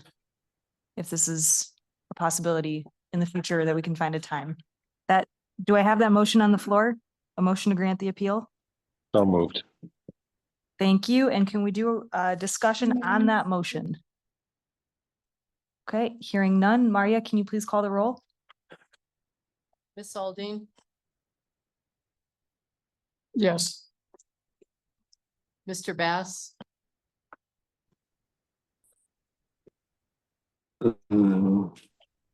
No. Mr. Aguilar, No. Ms. Conrad Seda, No. Ms. Hill, No. Ms. Faustinos, No. Mr. Keycapper, No. Ms. Gustafson, No. Mr. Rice, No. Mr. Henigman, No. Mr. Settlemeyer, No. Ms. Lane, No. Ms. Loomer, No. Ms. Williamson. No. Madam Chair, the motion fails. Thank you. We are not fully agendized for this, so I want to be careful, Graham, about Ashley's it could discussion in reports perhaps for committee reports, something we can take up in the future. Is that something we can address in committee reports? Can we take it up here? What do you think? I think it'd be good for committee reports. Okay, Ashley, if we can talk about that as a topic for committee reports in the next agenda item. What committee would I speak on? Board You mean- member. You mean board member? That is what Okay, I meant. thank Thank you. So at this point, we're moving on to our next agenda item, but I did thank you for being here, Mr. Ryan. And I do think some further communication will help iron some of this out. How do I go about that with Mr. Miller? Yeah, well, and I don't want to just put you on the spot because you're here for a meeting. So if you guys can maybe find a time where you can check in, it doesn't have to be right now, but if you two can find a time where you could talk, I think we'd all really appreciate that. Just make sure that the information, we might not agree, but that we agree we heard each other and we agree that we have the information. Thank you. Agenda item 10, reports. Director Reagan, I believe we're going to hear a status report about the announcement of notice of preparation to prepare an environmental impact statement for the Barton Health Hospital Project and South Shore Area Plan Amendments, 168 US Highway 50, State Line, Nevada. And then after that, I think we're going to potentially close session with General Counsel, but Director Reagan? Thank you, Madam Chair. Julie Reagan, TRPA's Executive Director. Yes, I have a few announcements following the update on the Barton Health proposal. We can go to the next slide. I'll be brief. Thank you for your stamina today. It's been a big day, and we do have a regional planning committee meeting that's following the conclusion of the closed session and the wrap up of the board meeting. I will just suffice it to say that we are in the scoping period of the environmental impact statement process, the EIS process for the Barton proposal. And we had a hearing at our Advisory Planning Commission on May 14th. And if you take a look at the packet online, we did a link, speaking of our earlier discussion about having more links that are active in the packet. So folks from the public can click right on the link to the actual scoping notice, and it falls on a major projects page of our website where there's a lot of good information about Barton, the full application for the permit for the project, as well as the area planning zoning information is all on this website page, which you can link to very easily from our website. The scoping period is running through June 6th. And you already heard a great deal of comment in previous meetings and today. I will tell you, we had a really robust discussion with our Advisory Planning Commission, a lot of good questions from our commission members, from the public. And I wanted to just assure the board that we'll be taking those kinds of comments into consideration in the planning and scoping analysis. We had a scoping meeting right here in this room as part of the EA before we elevated that to an environmental impact statement requirement. So things about the no project alternative that you heard discussed earlier about what's going on the California side, Health Campus, and some of the plans they have, what they're keeping, what they're moving, all of that will be looked at. The traffic related to staff that would be perhaps going from the Y area up to State Line, the emergency vehicles and traffic that you heard in comment, all that will be looked at, as well as you know, the no project alternative and what the facility infrastructure situation and the constraints that they have on that current site. So that's going on. And we're trying very hard to keep the community apprised, working very closely with Douglas County, because it certainly is an issue that will be going through the county commission as well as TRPA. So just stay tuned and certainly contact myself, Paul Nielsen, Jacob Stock, who are all working on this, as well as John Hester. Okay, just a couple other slides before I turn this over to General Counsel for the report. We had an amazing discussion with our panel of public safety and emergency management officials, law enforcement. We strategically selected members of that panel to be folks that you haven't heard from before. We love having regular routine updates several times a year from our fire chiefs and from the Fire Chiefs Association and the Tahoe Fire and Fuels team, and we'll continue to have them back. But we really wanted to be clear of the chain of command and the authority of evacuations from the governors in our states, and hear directly from the people that are tasked with that. So really appreciated their time.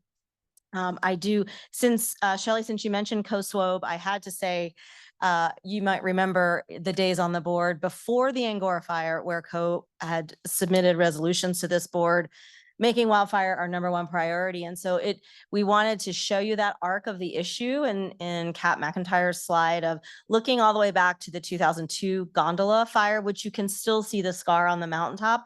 You know, our agency has been very involved in this issue and have supported our local fire professionals, the fire service, and our law enforcement professionals. And just most recently, that's a picture that Kat McIntyre talked about in her presentation of the masticator in Incline Village, and a big thank you to the Tahoe Fund and other nonprofits in the community, especially in this instance, the Tahoe Fund that sponsored this incredible panel discussion and demonstration.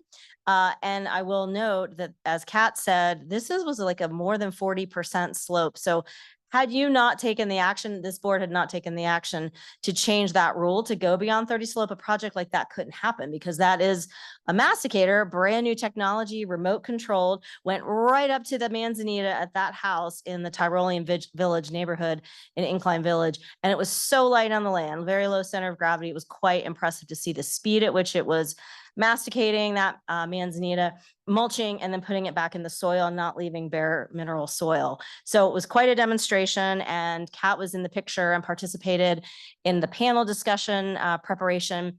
And then we have many thousands of people that are reading about this in our profiles on progress. So I just wanted to make sure that you know that we are trying to get the word out about evacuation preparedness, wildfire preparedness, and we'll be socializing out in our multiple media channels the panel discussion from today. And a couple other announcements, a little bit of fun. Some of you might know that the Tahoe Chamber on the South Shore puts forward the Blue Ribbon Awards for outstanding service. And it's in many different categories, new businesses, innovation. But TRPA has been very blessed to be nominated and awarded for many, many years. And most recently, Jeff Cowan was a runner-up in the government agency category for the Blue Ribbon Public Service Award, customer service. So in the picture, Kim, myself, Sarah Underhill went to celebrate with Jeff. But even going back to Gary Weigel at our front desk was a winner. Myself, we've had Ali Borowski from our planning division, as well as Tom Booz. So we've have a long tradition of great public service, and it's just nice to be recognized with the community. It was a big crowd that turned out, and those were all the winners that were in the picture there. So nice evening to celebrate. Tahoe in Depth is on your dais. Should be also in your home mailbox if you're a subscriber, and extra copies. This cover story is about our environmental threshold evaluation report that Kim did a great job summarizing, and you'll be asked to issue the report in the upcoming June board meeting. But a lot of great stories.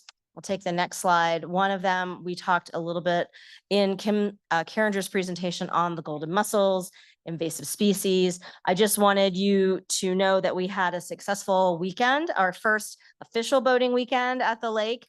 It wasn't snowing, which happens a lot on Memorial Day weekend in Tahoe. So we did have boat traffic. It wasn't the busiest Memorial Day we've ever seen, but several hundred inspections and 2 invasive species were detected, invasive weed and Asian clam. So it's working. And the decontaminations that are being required are widely supported. There were some questions from boats that traditionally had arrived clean, drained, and dried, and they still had to get that decontamination because they were coming from an outside water body. And so a lot of education is still underway, but we have a huge campaign that's being socialized through TRPA, the Resource Conservation District, the entire 40 agency partnership around invasive species, the League to Save Lake Tahoe, the Tahoe Fund. So a lot of partnership. But the good news is everyone was reported to be very understanding about the threat because the media has been covering the golden mussel detection writ large from Reno down, to the Bay Area. I'll take the next slide. And a happy announcement. We have a new staffer who you already saw running around with the camera. Thea, just come on up to the podium just really quickly.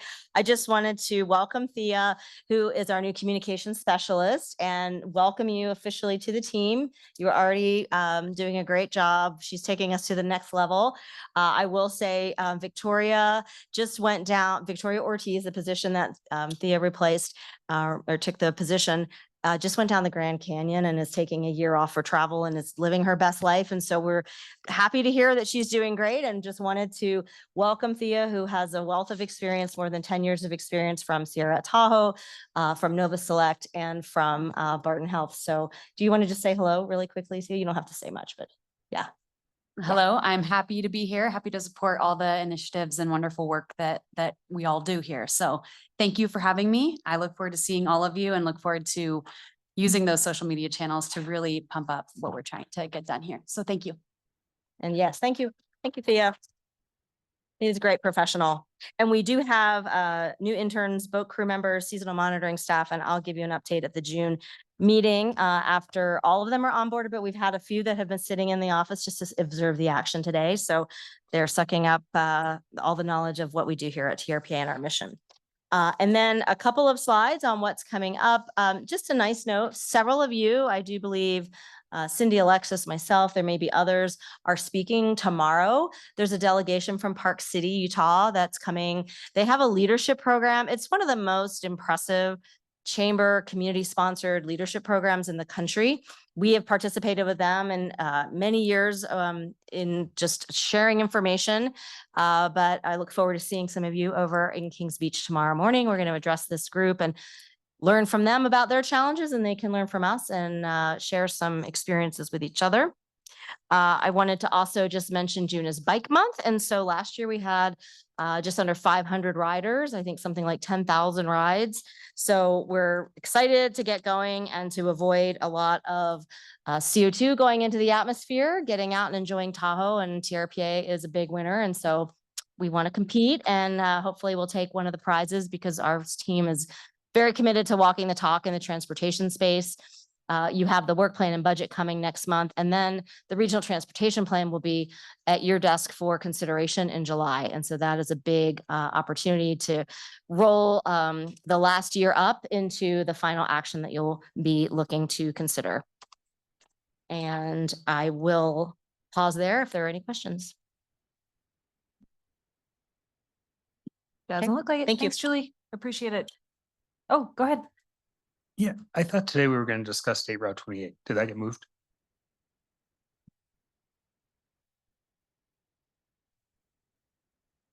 No, maybe 89 was on the operations committee. Maybe you're thinking Okay. of 89, No. Emerald Bay, No, it's okay. but we can bring you an update coming forward, or I'll call you and give you the latest. Well, since you asked, Secretary Aguilar, I will say there is a bill going through the Nevada session, which is days away from wrapping up, SB 426, which would allow the Tahoe Transportation District to have authority over parking on the shoulder. And so maybe that might be what you're thinking, Secretary Aguilar, because it would be a game changer. So in the morning, we talked about 89 corridor, getting a handle of some of the safety and chaotic issues there.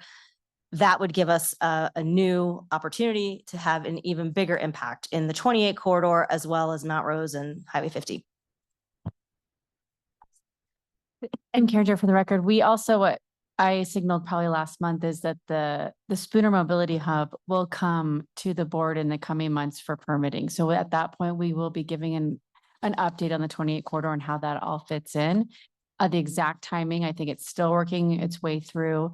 So I'm not sure if it will, I think it's slated for August right now, but timing's tentative. Thank you. Thank you for that, Kim. And I'm going to cold call Director Settlemeyer, who might have more on 426 for us. Thank you, Chair. So bill, when it started by Senator Skip Daly, wanted to work with California to amend the bi-state compact. However, California legislature said that at this point in time, they had no bills put forth on that and therefore would not proceed.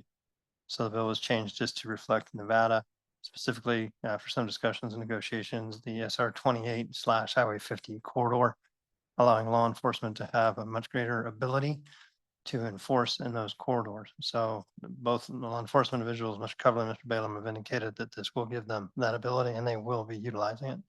So hopefully it gets passed. Thanks, Director Settlemeyer. And to your always very well taken point, safety is the number one priority. So thank you for that. Thanks for the update. All right, I think we're on to General Counsel's update, but I think we need to go into closed session. So I move that we go into closed session. it's up to Graham. Doesn't matter to me. Because I think you are the last We can of do, the we can do. staff, and then yeah. we can go into governing board and then Sure. public comment. So why don't we have, thank you for the motion to go into closed session. All in favor, please say aye. Aye. I was only thinking we could take public comments, or, I mean, just thinking about closed session being the last thing, but I don't know if the public's here for the next session too. I was just trying to think about. The public comment at the end. It's gonna be the end either way. I know. Yeah, hear the you, though. public comment should probably stay at the very end of the meeting, I think, after. Yeah, it has to by NRS. I think we have to have it as the last agenda item. So I think we're gonna have to ask the members of the public to please leave while we're in closed session right now. Thank you. We're gonna move governing board into Zoom breakout. Thank you. And I'm just gonna take a moment to get my laptop hooked up to the TV. Thank you.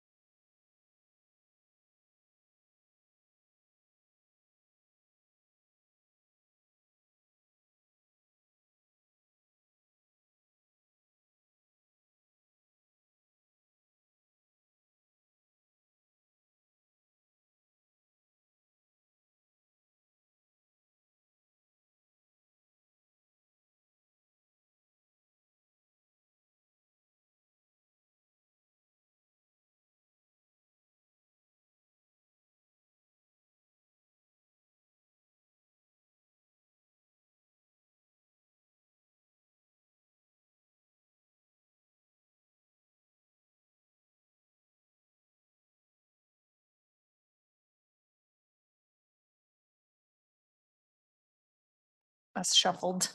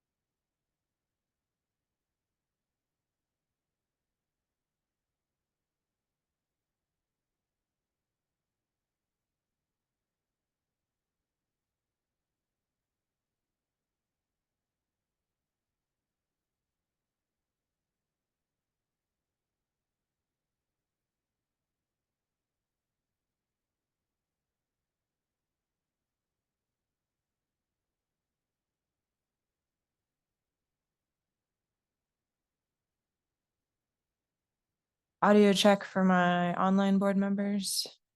Yeah, I can. Got it. We back. All right, thank you guys so much. Let's move on then. Welcome back to open session. Let's move on to governing board member reports. This is agenda item 11, and I believe member Conrad Seda will kick us off here. Yeah, I mean, I was thinking about this during our discussion of the buoys that the only ability to get a buoy is lakefront property, which I don't want to open up the shoreline discussion, but when it comes again, I think it would be worth asking the question of how we provide a little bit more equity for people who don't own property right on the lakeshore. Because we're already they're already advantaged to have that lakeshore property, whether they've inherited it or purchased it. And so people further back who still want to enjoy the lake, like what's the, that they have no right to having a buoy. I just want us to consider talking about it in the future. It does not have to be agendized anytime soon. But if we talk about shoreline access again, I think it would just be interesting to hear why that decision was made. And if there's, any option to amending it in the future. Thank you. Ms. Aldine? Thank you for that, Ashley.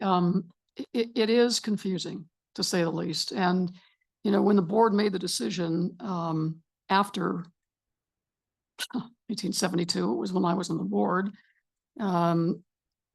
they confirmed publicly, they acknowledged that the noticing system that was used when TRPA implemented its permitting requirement was less than perfect.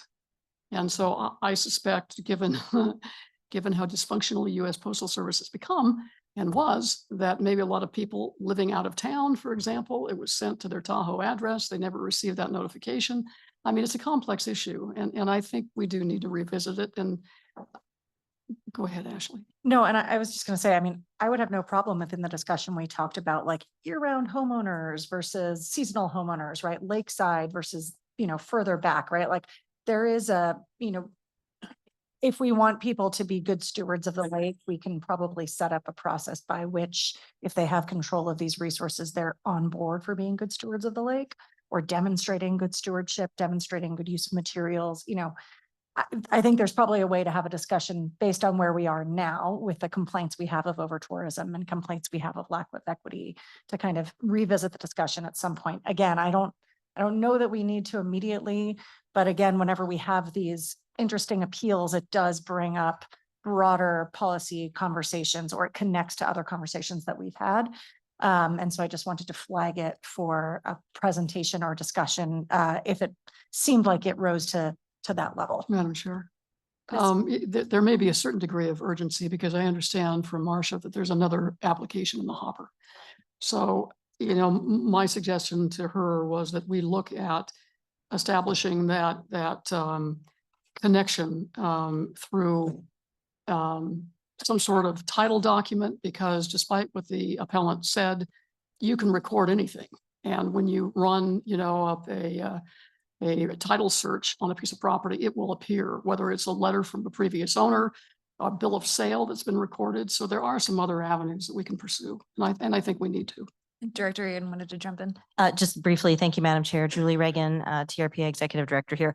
Thank you for the question, Ashley. I think we can, the next time we bring an item forward, we can give a little more of the context just to explain, some of the thought process, because I didn't want to take us off topic in this one, but the whole shoreline program is multifaceted and is specifically designed to get more access to the lake in addition to littoral owners, because there's other provisions to push more access through marinas and to give marinas more flexibility through concessions. There's a lot of other provisions that we didn't have time to get into, so we can share that, a little bit of the thought process.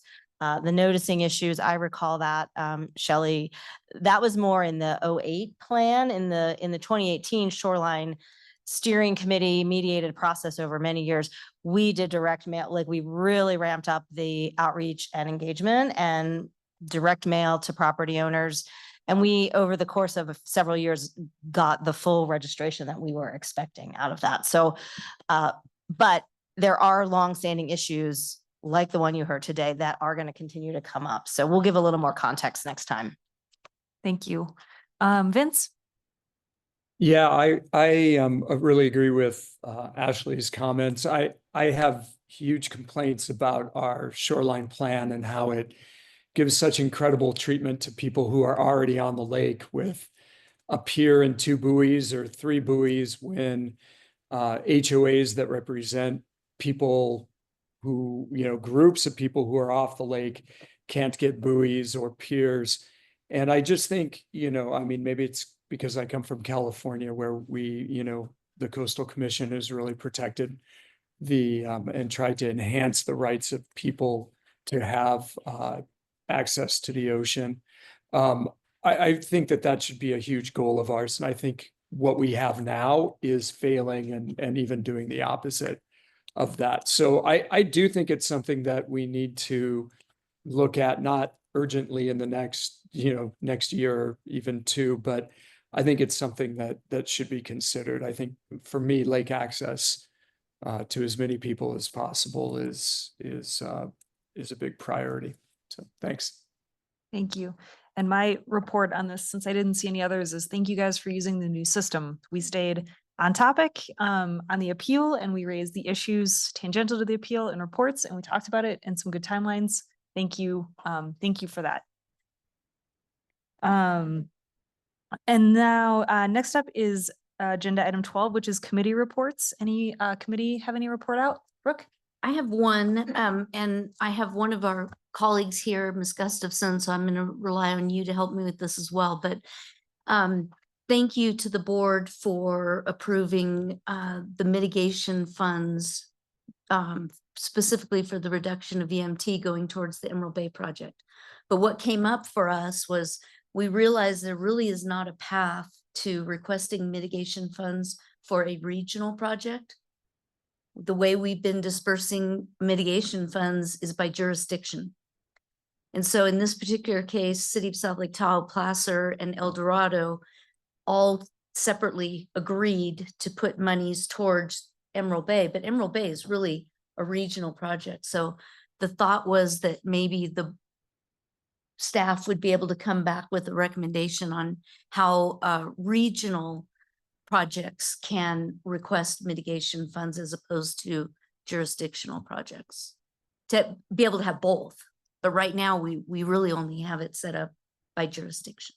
So that's an ask. Thank you. Other committee reports? Not seeing any online or in person. So that moves us to our final agenda item, which is our final public comment period. We are now on the general public interest comment period. Any member of the public wishing to address the governing board on any item listed or not listed on the agenda, including items on the consent calendar, may do so at this time. However, individuals or groups who have already commented on an item listed on the agenda are not permitted to comment on that same topic at this time. The governing board is prohibited by law from taking immediate action on or discussing items raised in this public comment period. And finally, comments must be related to matters within the jurisdiction of TRPA. We'll hear comments for 3 minutes per speaker, and we will hear as many unique comments as possible for up to a total of 60 minutes if we get there. So at this point, we'll start with in-room comments. Is there anyone in the room wishing to make comment? Come up to the podium now.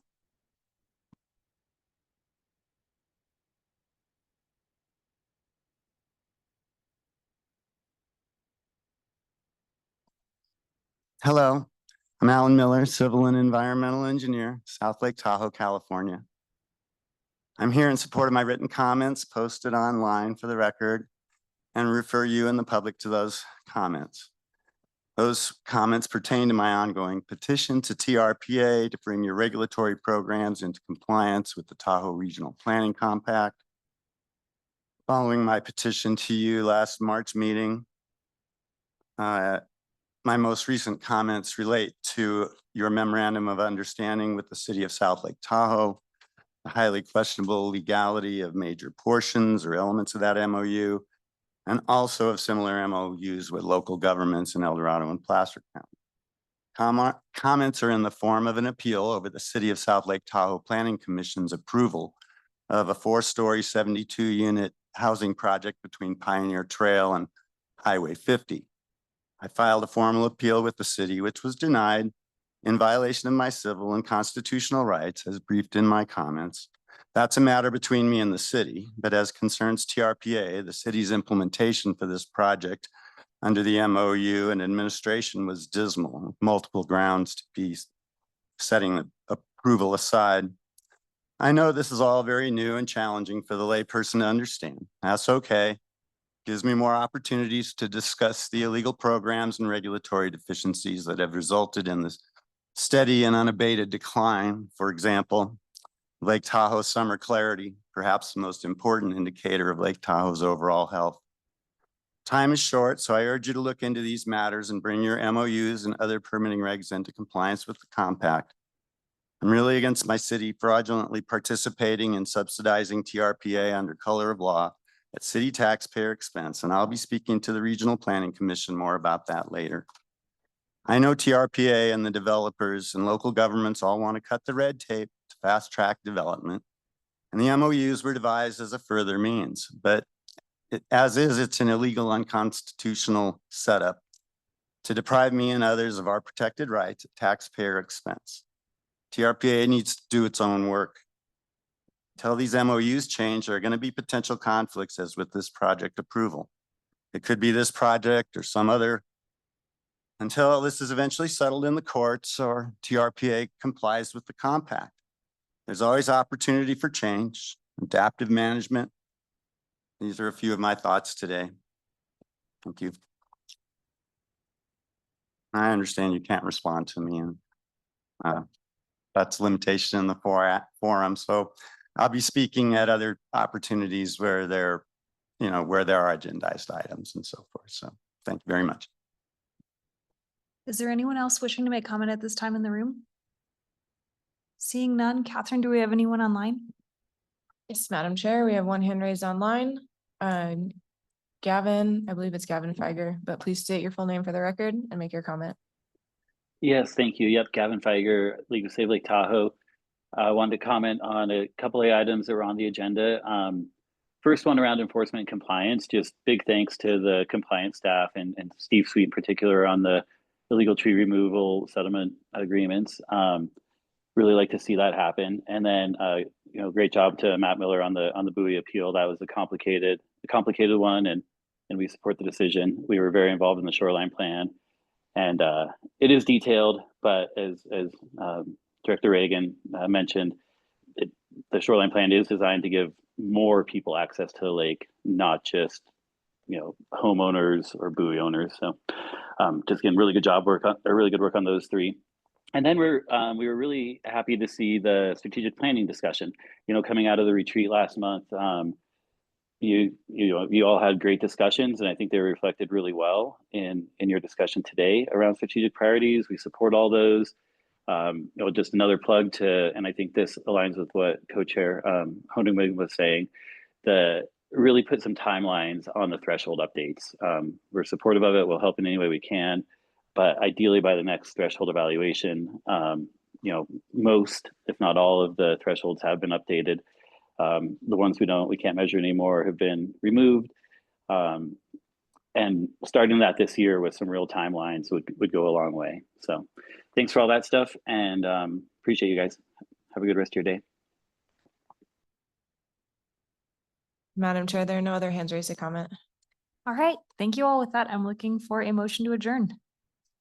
All in favor? Aye. Any opposed? Thanks, guys.